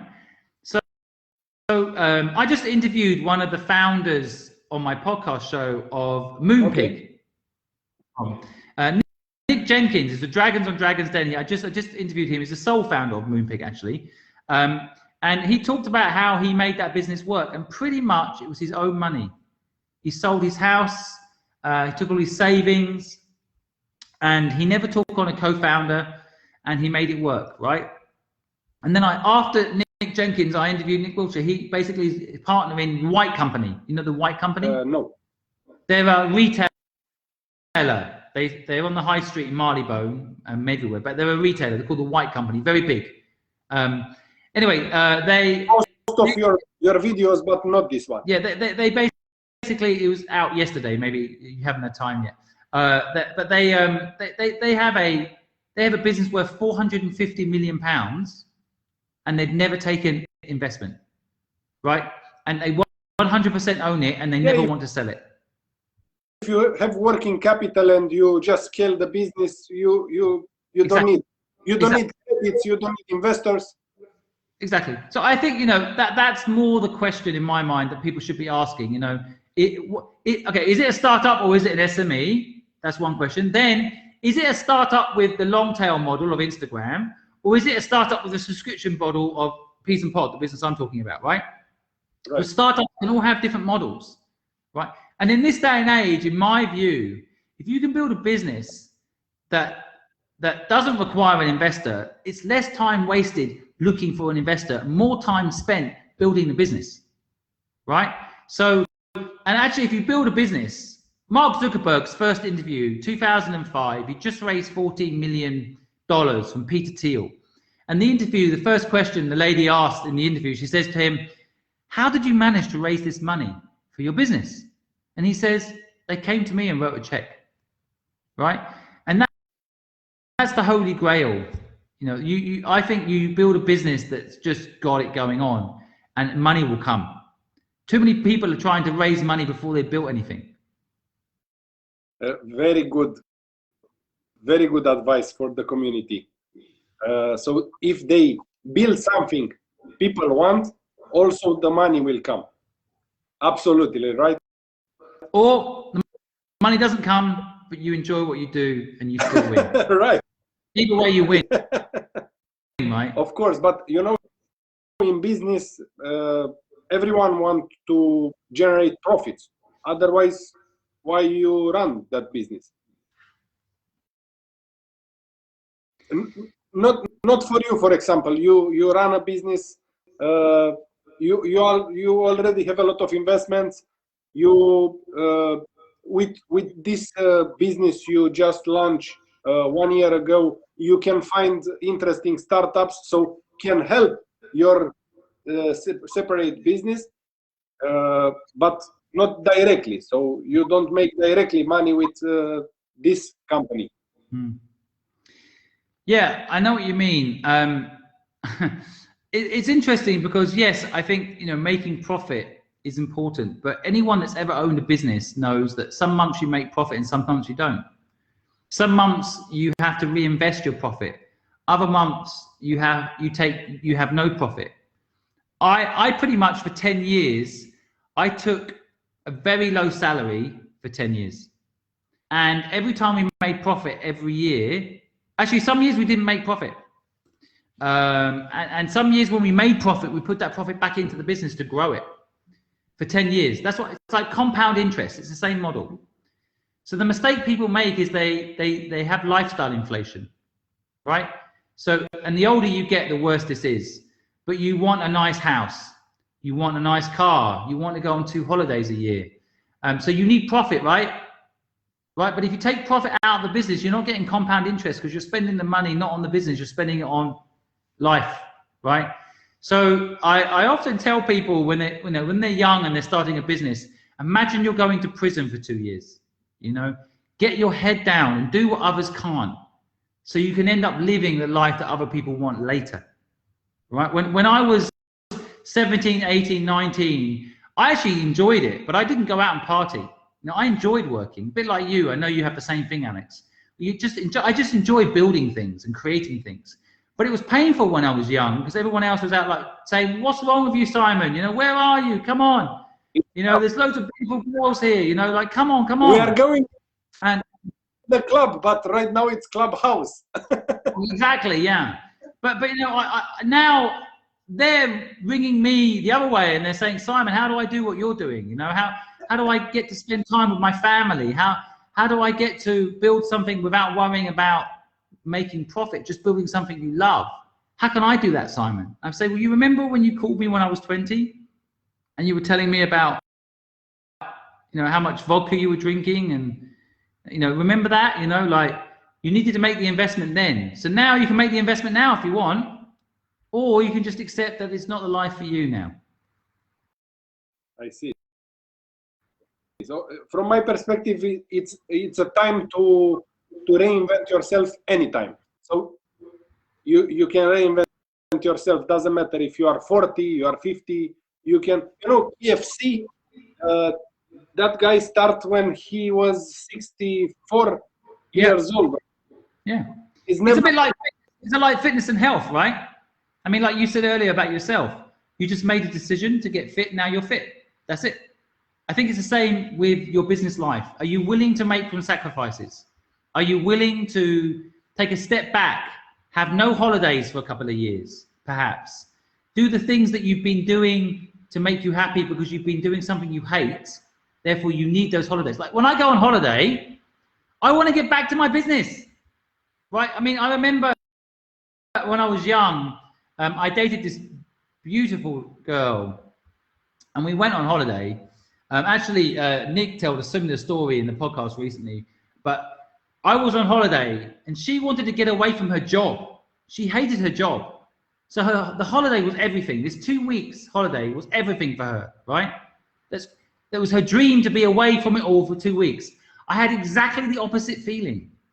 I wanted to be back with my business, doing what I was loving what I was doing. This holiday was just like, I'm bored. I want to get back to but she was loving it because it was away from the life. She had 2 weeks off from the life she hated. I had 2 weeks off from the life I loved. And that's the difference between an entrepreneur and not an entrepreneur. So you said for the community that you must be able to sacrifice your life for a period of time in order to work, in order to succeed, and to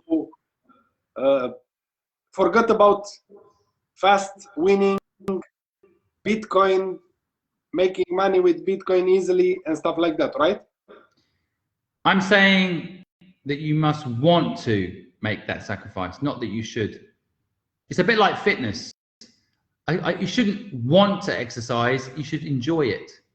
You shouldn't feel obliged to exercise, you should enjoy the process of exercising. It's a mindset tweak, right?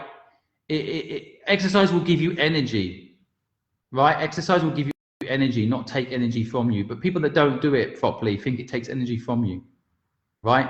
And I think business is the same. If you think doing business is going to take energy from you, you're thinking about business wrong, right? And if you buy Bitcoin, it will take energy from you, because all you have no ability to control it. You see, it's like when you work for someone else. The problem with working for someone else is actually you have no control. Working for someone else is easier at the beginning, gets harder over time, right?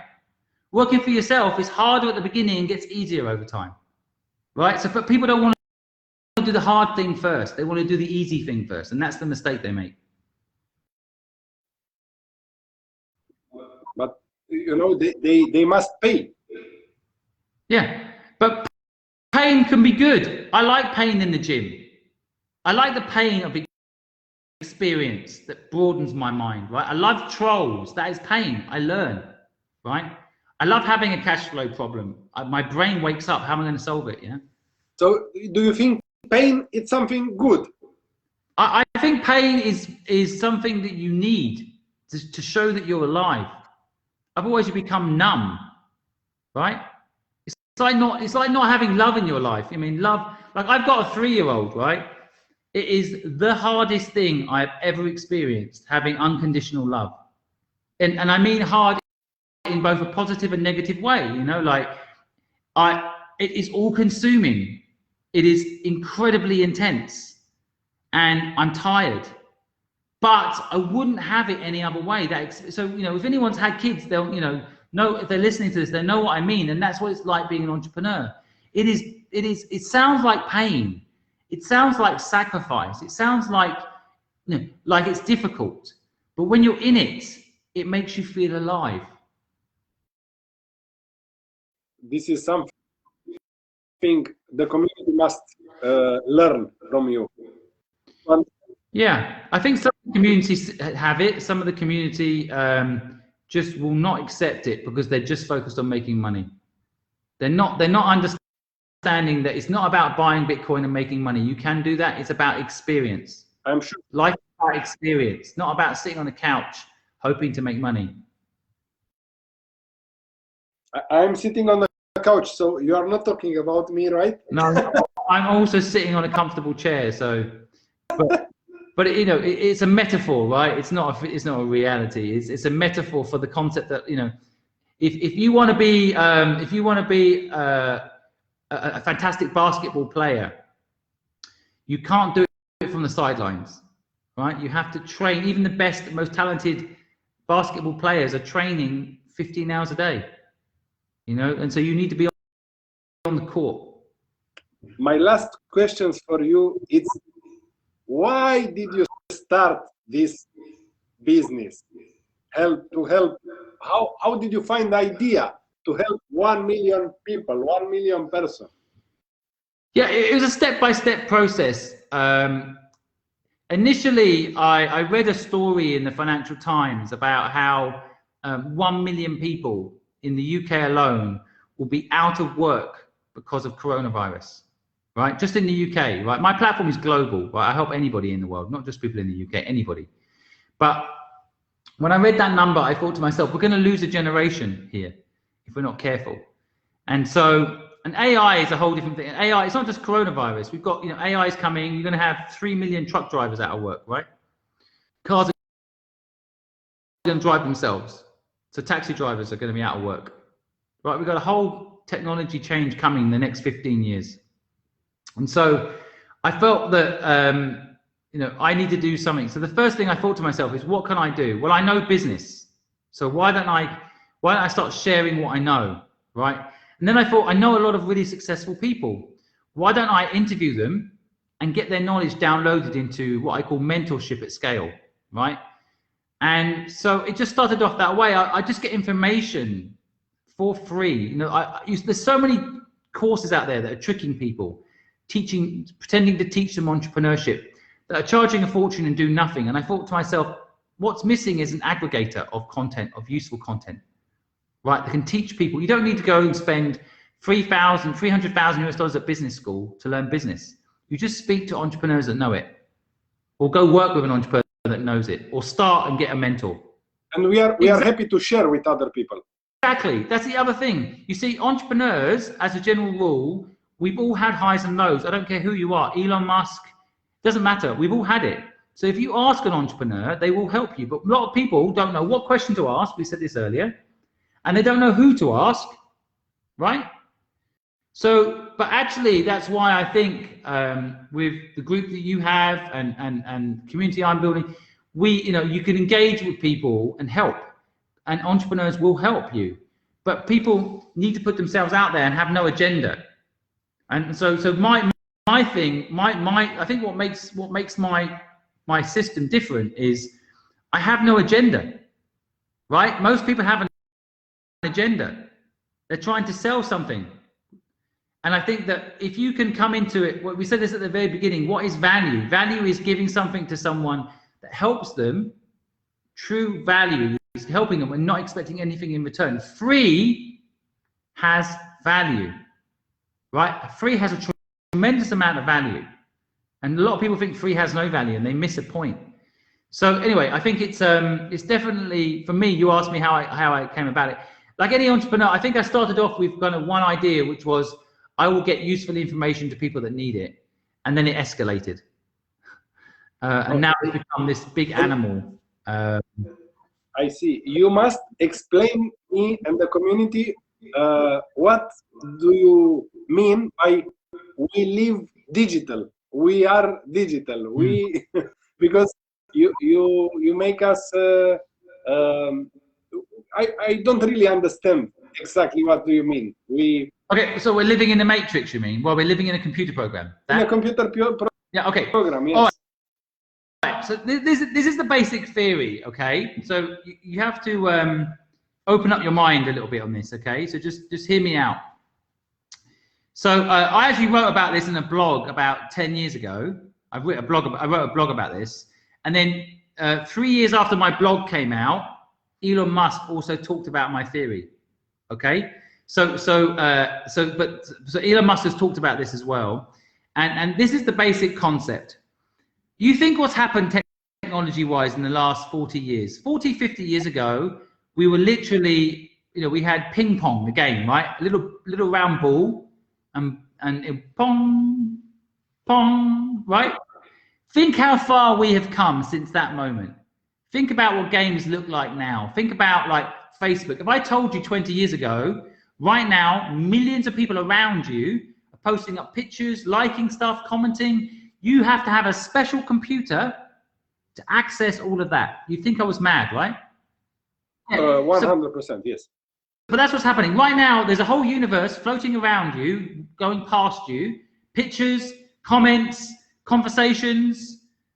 This conversation, only if you plugged into this conversation are you hearing it, right? Right. This conversation does not exist for 7 billion people right now, right? 7 billion people do not know this conversation is happening, right? But the theory is this: 5,000 years from now, from today, 5,000 years from now, let's assume the human race has survived, right? Let's assume. And how advanced do you think our computer technology will be?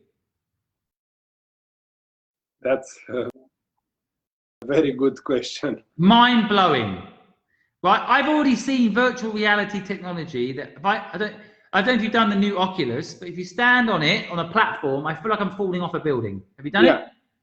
It is fucking crazy, right? My body thinks I'm standing on top of a building. I'm scared to walk off. It's a flat piece of land, right? Yeah. I'm scared to walk off it because I think it's real, right?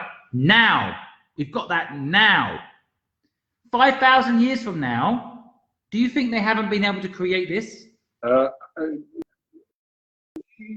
Maybe right. Yes. So the theory is, it is already 5,000 years from now. It's already happened. We are 5,000 years from now. We're already there. And this, what we're in, is a game, a creation by humans 5,000 years from now.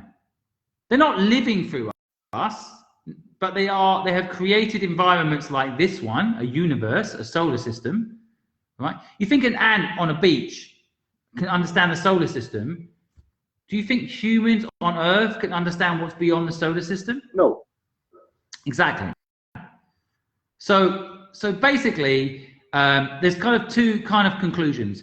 We're either 5,000 years from now, right? 5,000 years from now, and this is a computer simulation, or the human race won't survive. Those are the two conclusions that this kind of strategy kind of plays out, right? Because technology will destroy us, right? We will be replaced. Like the dinosaurs were, you know, we were the evolution after dinosaurs.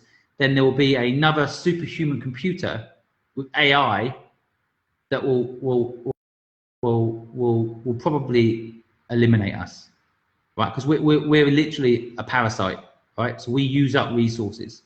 So a computer at one point will say, we don't need humans. They're kind of just taking up resource, and they'll wipe us out. So, is your perspective about technology and the future of technology? There's two theories about the future, right? One is that we are already in the future, and this is a simulation, and the other one is that computers will actually remove humans from the ecosystem because we're parasites. Okay. That's it.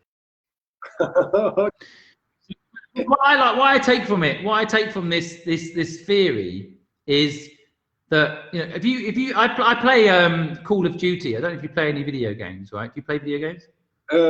No, but I have a lot of friends. They play. I work on the startup. Well, I play a little bit because it's a way of my brother's children all play, so I get to play a game with them during lockdown. So I play a little bit, but basically, what I take away from playing games is if you see things as a game, then you take more risk. Like when I'm playing a computer simulated game, I will hide and do something in that game, and if I die, it doesn't matter. I just come back and play again, right? Of course. Yeah. So you learn because you take risk. Right. So if you see this as a computer game, you realize it's all about pushing the boundaries of the game that we're playing. And you stop playing within the rules, and you start looking at how can I push the boundaries of this game? What can I achieve within this game, right? Because honestly, like Jeff Bezos, he doesn't need more money, right? So what's he actually doing? He's not running for president. So what's he actually doing? He's playing a game. That's all it is. It's a game.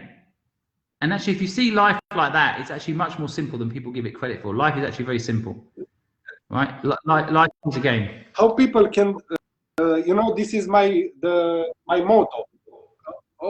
A lot of people know that life is a game, but how a young entrepreneur could understand that life is a game, because he feel like it's harder and harder day by day. It's harder.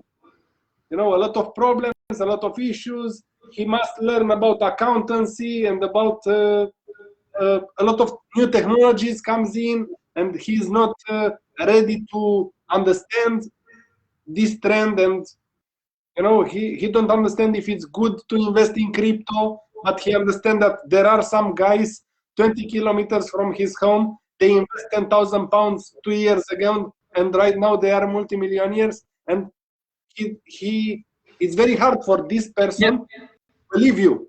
Yeah. Well, first of all, never look at your neighbor. You know, never get jealous. You know, that was their good luck, but it also could be their bad luck. It is what it is. Whatever image they want to represent around that, that's up to them. Look at yourself. Look internally. You can look at everyone else, but if you enjoy and you are happy to see other. Do not think, I wish I'd bought a house 20 years ago in London. That's just going to kill you. You know, like, you can't think like that. All you can do is focus on what you have in hand. That's it. Right? And so, but, you know, you're talking about something else here that I think is quite important. The process of being free, of doing what you love every day, is underrated as a form of success. What's overrated as a form of success is how much money you've made, right? I don't think these two should be linked as often as they are. Success and money are not, I mean, money to me is a byproduct of doing what you love. If you are doing what you love every day, you are successful in my mind, because most people do not enjoy what they do every day. So I don't know about the people with Bitcoin, but they might have millions in the bank, but if they don't enjoy what they do every day, they are losing. They are losing in life, right? I don't care how much money they've got. The reason I consider myself a success is not because I've got lots of money in the bank. It's because I enjoy what I do every day. And you also have the possibility, for example, to visit our operational office from Romania when you want. Yeah, of course. So, of course. I mean, freedom is the key, right?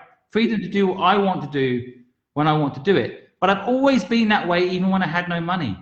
So you see, so I was not I had money, and I know that yeah. because I'm the same.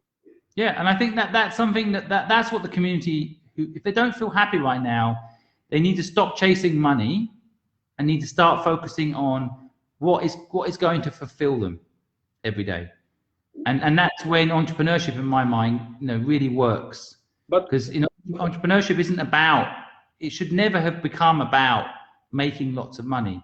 If Elon Musk was about making lots of money, he would have stopped a long time ago. Of course, yes. Yeah. Because he just did it 20 years ago. Yeah, he had 110 million from PayPal. He didn't need to work again. Yeah, That's after 2-3 millions, you don't need to work for money. Just if you're crazy. But so why did he risk it all and go again and again and again? Because it's about the experience, right? So whoever's got that Bitcoin money, they should put it into something they love every day. They keep buying Bitcoin, trust me, they'll die 80 alone and bored as hell. How important it's networking from your point of view? It's in the success journey. Say it again. The networking for an entrepreneur. Networking. How important is overrated? Overrated networking, in my view. Overrated. Overrated, yeah.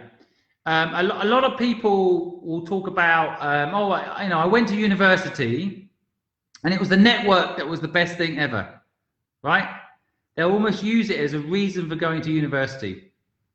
And I argue, when I started my first company at 15 years old, it was a gardening business, and I built my network based on the fact that I had a business that needed that network. So in other words, I went out and sought the network that I needed. And I didn't need to go to Eton and know someone at Eton to get a network of someone.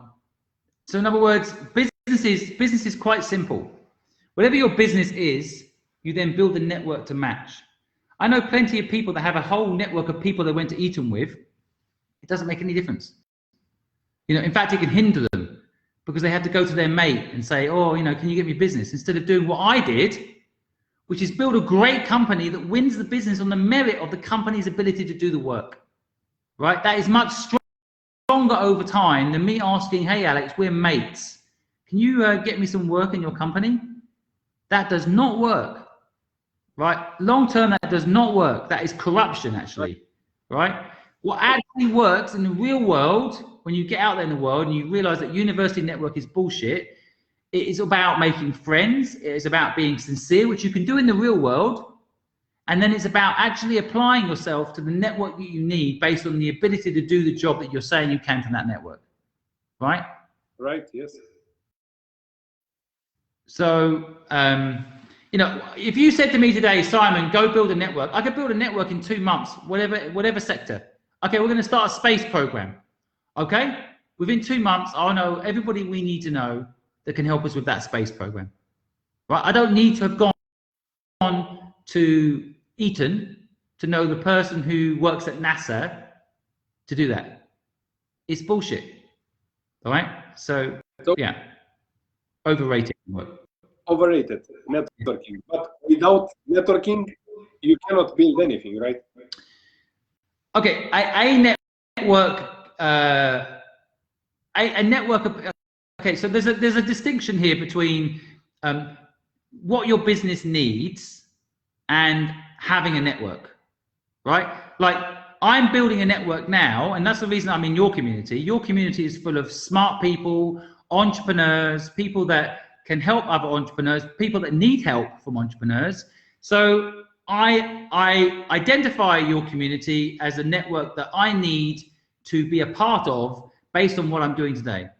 And that's why 6 months ago, I went into that network and said, hello, here are my values. This is what I know. This is what I want to share with you. And slowly but surely, I built up a reputation. Some people love me. The odd person hates me, but I built up a reputation, right? Yeah, just few. Yeah, but you know, that's always going to be the same. But my point being that I didn't need to go to school with 100,000 people. I didn't need to then have that network that I've got today, right?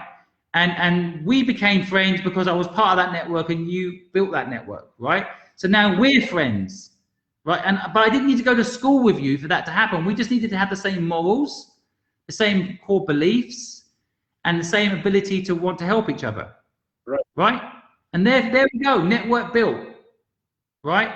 But I guess partly I'm saying a lot of people will say I'm going to university to build a network, or I got a network from my university days. Well, if they didn't spend those 4 years in that university, they would have built a more tailored network to what actually they're doing in life. Like I spent 4 years building a network outside of university that actually helped my business succeed, as opposed to a network of general people that don't. I mean, in school, I know a lot of people that fell out with someone and now they can't get business from them because they fell out with them at school, right? So that's when the network inside universities go against you. I'm quite anti-university, so I'm partly, I'm kind of telling young people not to waste their time and money in university, generally speaking. Okay. Do you know that you have something in common with the guy from the movie Billions? The guy Who? from the movie Billions. No, I didn't know that. No, I have not watched that movie. Is it good? It's very good. Yeah, it's very good. But you can see your life there. Oh yeah, I'll go watch it. It's very interesting. It's a English guy. Oh, okay. Yeah. No, I'll have to go watch it. An American movie, but English guy. You give me the Matrix movie, I give you Billions. Right. Deal. Is it Billions the TV series? Is it a TV series or? Yeah, the TV series. Okay, I think I know. I'll go watch but you need to. After you see the promo, you will also for the community. I recommend this movie. You know, it's not, the life is not exactly like in the movie. Sometimes it's better than movies, right? Right. That's true. Yeah. I think real life is far more interesting than any movie. Yeah, but if you enjoy life and if you work, if you do something to live, if you just stay and you have a job 9 to 5, that's it. Also, you know, in our company, nobody have a 9 to 5 program. But what I discover, they work in the night, they work in the weekend, they work in the holidays, they work. But I come with the idea not to work from 9 to 5, but they work more, and also they enjoy. So it's a difference if they come from 9 to 5 and they were not happy at the office. So my job was I hate my job, but because I give them freedom to work from home, sometimes to work from home when they want, they can work from home. We discover, because they have some software as a service to track, for tracking.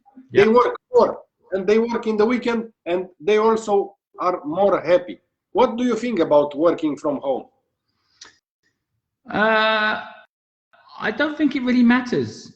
You see, I always tell people don't manage don't manage people, manage purpose. You know, like people have tried to manage people by creating an office environment, cubicles, 9 to 5. This is all part of the education system that's also flawed, right? So I think I haven't been personally working 9 to 5 for 20 years, you know, and I don't expect anybody in my team to work 9 to 5. Interestingly enough, in my team, some of the team actually like having that structure because it means they can do something in the morning, they can do something in the evening, but it's more lifestyle, structural choice and preference, right? But as entrepreneurs, I mean, I'm thinking 24 hours a day, really. I don't really have a Sunday or, you know, a Monday work-wise. It's like I wake up today and I say, what do I need to do? And if I can have some time off, I take it. If I need to work, I work.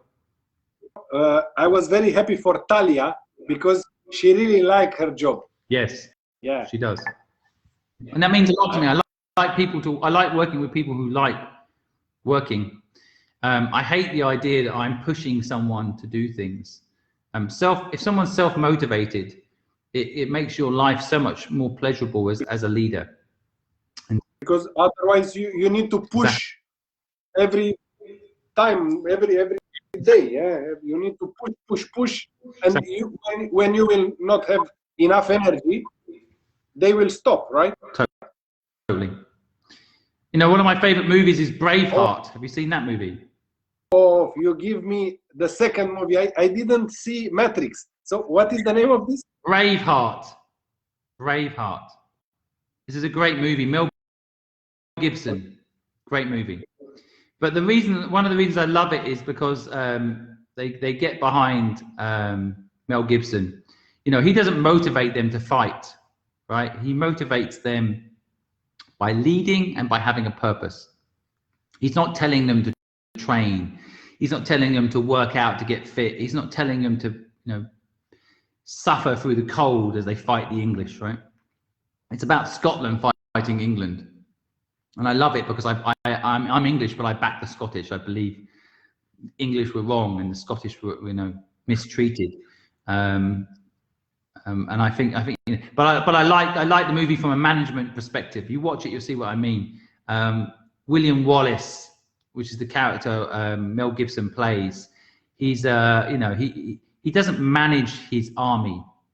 They're just a group of people that get on with the shit that needs to be done. And I love running businesses in the same way, you know, and that's why Talia is a very important part of my crew because she just cares about what she does, and that makes my life a lot easier. I'm not managing her. I take a lot of your time, and I just come with the last question. Sure. Do you think people from our community must respect what you said or have their own opinion? Because you are successful, they are on the way to success. What is your point of view? I think everyone has their own journey, their own experience within this computer program we live in, and they must take what matters to them. You know, their childhood will affect their thinking. You know, the subconscious part of your brain is a very powerful thing. It gets formed from 0 to 7. I don't know what happened to people between the ages of 0 and 7, so I can't judge them and I can't decide what's right for them. All I can say is I only take advice personally from people whose life I would want. So, you know, people, if you look at my life, and I live a pretty down to earth life. I have very simple values. I like spending time with my family. I like working. Working is my hobby. And you know, if you want to be working at 10:30 at night and not caring about it because you enjoy it, then and you want my life, then listen to me. If you don't want my life, if you wanted to finish at 5 and you think it's ridiculous that I'm sitting on here instead of watching Netflix, then you know, don't listen to me. You don't want my life, then that's fine. But yeah, I mean, I think I also, you know, your community, I'd love to hear back from them. I'm very I'm very open. If people want to question my theory around Bitcoin, if people want to question my theory around the computer program we're living in, you know, I'm not always right. I'm still learning every day. I think that's a trait of a good entrepreneur. We never stop learning. So I'm open-minded, but I'm willing to stand on stage and debate it with people. You know, like if people don't believe me, that's fine. Let's be pleasant with each other and have a discussion about it. And maybe I'm wrong and I learn something from the community, but equally maybe I'm right and the community can learn something from me. And that's what communities are there to do, right? We're there to help each other learn. I put the last question, so I don't want to come with another one. One more, Alex, go on. Are you a kind of religious person or agnostic or? I'm basically, I have the same opinion as Ricky Gervais, my hero comedian. I'm not against religion. I'm not for religion. I'm open to someone proving to me that religion exists. I guess I see religion as having been quite divisive, accidentally. And I wish, you know, I don't want anything to be used against another human being. So I don't want to judge people via a religious belief system that I cannot actually prove. I like the Ricky Gervais theory, which is if you took all the religious scripts and you tore them up, and at the same time you took all the science books and you destroyed them, 1,000 years from now the science books would all be the same. The scientific fact of gravity, you know, would be the same. The basic fundamentals of science would be rewritten exactly the same form. Religion, however, would come back in another 1,000 different versions, right? So, you know, until religion as a structure can be proven to me, I just live by a basic set of rules, right? I never want to do harm to another person. I want to give respect to everybody where I can. I want to protect my family from harm, and you know, I try to fight back against the weakness of humans, such as greed and envy. Right? These are not religious structures; these are just human being decency structures. And so, in short, I'm not religious, but I'm definitely, if you know, if God wants to turn up and explain to me He's real, I'm ready for that chat. You know, I'd have a lot of questions for Him. But you know, I would equally be very excited about that. But until facts present themselves, I keep myself open-minded and I base my life around science and decent humanity. Okay. What about you, Alex? Are you religious? I ask you. You don't ask me. No, I just want to. You know, we don't have a person who make an agenda what we are talking about. But one guy just sent me, it's Alexandru Guzi, just sent me 3 pages of our discussion. Alex and Simon Squibb. Wow. Willing to lose everything you own. Lucky 2%, not controllable. 92% controllable. It's amazing. Wow. I will send it to you. It's complete. I will post it into the group. Wow. Yeah, I am kind of. I believe in God. No. God. What? Which God do you believe in? One God. Doesn't matter. I'm not religious, but one God. It makes me comfortable. Could it be a computer programmer? No. What's the difference between a computer programmer and God? I think God can give us soul and heart, and a computer program just can just be very, very smart, and that's it. Computer have you ever been to the Vatican? Yes. Have you ever been to the Still Chapel and looked up at the humans and you know the two fingers coming to touch between human and God? Have you seen this? No. So it's an amazing graphic, and I think this is what made me realize to question religion, right? And I think the thing I like about it is basically the one thing we were given that other animals don't have is free will. Yeah. So in other words, we were given one skill, and that is to question things. And if we don't leverage that skill, we're missing out on the very gift that the programmer, God, whoever gave to us that was different from all the other animals on this planet. So we're actually meant to question this subject. We're meant to have this debate that we're having right now. There is no right and wrong answer. Yeah, right. Of course. I'm sure of that. We won't know till we die. We might not even know then. Maybe after.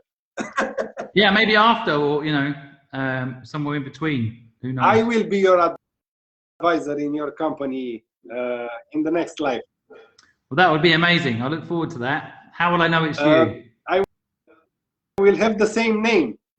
Wow. No, I will apply for the same name. Interesting. I'll look out for that. I hope I remember that. You will, 100%. I quite like the idea of reincarnation. That is interesting. I mean, I've got quite a lot of Buddhist statues in my home. Me too. I have a lot of Buddhist. Yeah. So I like the Buddhist side of it. But again, to me, Buddha is not a god. Something like this, yeah? Yeah, exactly. Yeah. I have about 1 million of them around here. But Buddha is not a god, right? That's what I like about Buddha. Buddha is not a god. Yeah, I was in Thailand.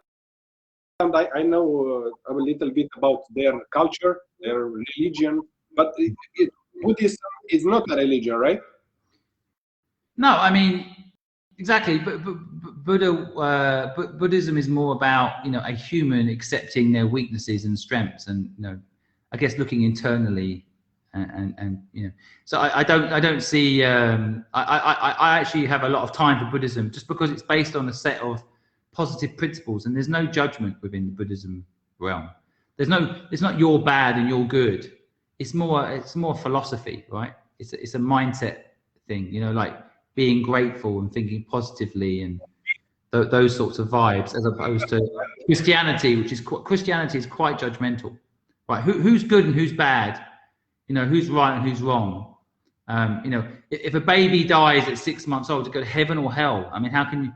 You know, it doesn't make logical sense, Christianity, at that point for me, right? Because a 6-month-old baby has done nothing wrong. They've passed away. Where are you going to put them? You know, who decides what's right and what's wrong? But Buddhism doesn't have any of that judgment, right? But Buddhism is just a set of principles about being kind to other people and so on. One question from Alexandru Guzi. How do you think entrepreneurship will evolve in the near future? Well, I think technology is going to really disrupt every industry, including the entrepreneurial industry. You know, you look at businesses like Google, you know, they're employing less people and making more profit. So employment is going to come down, and the potential to make money is going to go up. You know, businesses like IBM, for example, the original kind of entrepreneurial businesses, are employing 5 or 6 times more people for the same amount of revenue. So I think a lot of it is going to end up less people, more impact. Technology is going to change the landscape. I mean, I think the universal income is going to come into play of some form, and we're going to be, you know, given a chance to like rethink what work is as a human race. I mean, furlough is the beginnings of that. It's kind of a version 1.0. Furlough is version 1.0. Like humans to live will have a basic amount of money, often by taxing, in my view. This is not type of communism. No, I don't think it's about political systems. I think it's about the future of work. It's just the nature of how work is going to be. So everyone must have a minimum salary. Yeah, basically, yeah. I mean, in England, there's 2.1 million people on social benefit of some sort, right? And as an entrepreneur, I think that's 2.1 million people that instead of paying them not to work, they get penalised if they work, right? It's a ridiculous system. It should be the other way around. It should be 2.1 million people are paid to then discover what it is they're meant to be doing, to then do it regardless of money. You know, capitalism and democracy are two separate things, right? They get a bit mashed together. Yeah, I mean, China is a so when you mention political structure, it kind of confuses the issue, because it's, for me, it's about the future of work. It's not about the future of political structures, right? Because ultimately, China, for example, I spent a lot of time in China, so I know how it works. If everybody in China stood up and said no, the communist government would have to change its tune, right? So, you know, we had 2 million people go to the streets in London saying they don't want Brexit. Nothing happened. You know, democracy but anyway, the point is the future of work. Your question about entrepreneurship, I think it's going to get disrupted just like everything else. Entrepreneurship, I think that's why I believe with all my heart that everyone is an entrepreneur and actually needs to retrain. Truck drivers, 3 million of them, need to retrain, because in about, I'm going to say within 10 years, we've got a recording on this now, but I would say within 10 years, majority of truck drivers will be replaced by a machine that will be driving those trucks. Right? If Elon Musk gets his way, right, his truck will be driving stuff up and down the country, and no human will be behind the wheel. So those 3 million truck drivers across the planet need to be retrained. And my view is they probably need some sort of entrepreneurial training, so that they can live in the new world. And that part of it might be that they become an entrepreneurial artist, an entrepreneurial writer, or an entrepreneurial sculptor, or an entrepreneurial gardener. Do you think your company could be the next step for I don't know, for the society, in order to generate more and more entrepreneurs? How Henry Ford helped the society with a school system that give them a purpose? Henry Ford is quite, in my mind, quite a negative parallel, because I think Henry Ford built an infrastructure to support his own cars being sold, right? And then workers to work for him.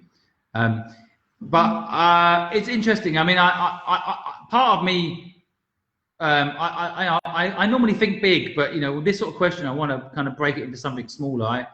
I kind of want to replace the job centre in the UK. I think the job centre is an out-of-date model. You go there, give me a job. There are no jobs. Here's a shit job. You know, I want there to be like, okay, almost like an assessment of who you are as a human, and help you discover what it is you're meant to be doing, and team you up with people. I mean, entrepreneurship isn't a lonely endeavor. You can have a co-founder. You can join someone else's company and be a partner with them. You know, entrepreneurs aren't all lone wolves. You know, there's plenty of collaborations going on. So, but I like the idea that, you know, yeah, a replacement of the job center will be a good start. Instead of looking for a job, create one for yourself. And so, yeah, maybe I can scale that up into the future of work and how people work. Definitely, we need to replace the present university education system, because it's just producing robots right now, and we're going to have enough of those. Yeah, whether it's me or someone listening now that likes my idea and does it better, or you know, or helps me do it, whatever it may be. But right now, I'm focusing on the immediate need, which is frankly hundreds of thousands of people that can't find a job, and are going to go either wasted in life, brain capacity wise, or literally not going to be able to make ends meet. So the immediate need is to support the basic community. But beyond that, if we can crack that nut and help people at scale, then yeah, I love the idea of being a global support system for all the people that are about to be disrupted by things like AI. Okay. Do you have a plan for your company, for this company, for the following years, or just you just enjoy the process and that's it? No, I mean, I always think when people say they have 10-year plans or 20-year plans, you just can't see that far ahead. I don't care who you are. I have a 3-year plan, which involves building technology and building out, networks, ironically. So, I have a 3-year plan. But beyond that, who knows what's going to happen? We might not all be here. They might shut down the computer program. Who knows? Or maybe after 3 years you realize that you need to make another plan for another 3 years because everything changed. The technology, the artificial intelligence, at the beginning of the company, 1 year ago when we started Cogneve, my plan, it was to hire 100 people to support people who don't know what software they need. And after that, we work on a bot, artificial intelligence system that understands better than us the companies and people needs. And this bot comes with very good advices for the companies to save money, to find alternatives for software. And he search on the internet, he search on all the reviews and all the comments from the people. So it makes a person that can work for us 1 year, this bot can find the answer in 1 minute. Except the work from a person that I pay salary for 1 year in just 1 minute. So the difference is impossible to explain. I know. You're proving my point about the future of work. Right. Prove it. Yeah. But your point is well taken. I mean, at the beginning of what I'm doing, I'm personally giving the advice, but I'm seeing over time that a machine can do it better if I give them the right data points. Learn and give them with advice and with also with the idea, let's say. Yeah, of course. Yeah, I mean, totally. Well, you said one more question about 15 questions ago. So absolute pleasure chatting to you, Alex. I am actually back online at 9:15. I'm running a room on Clubhouse.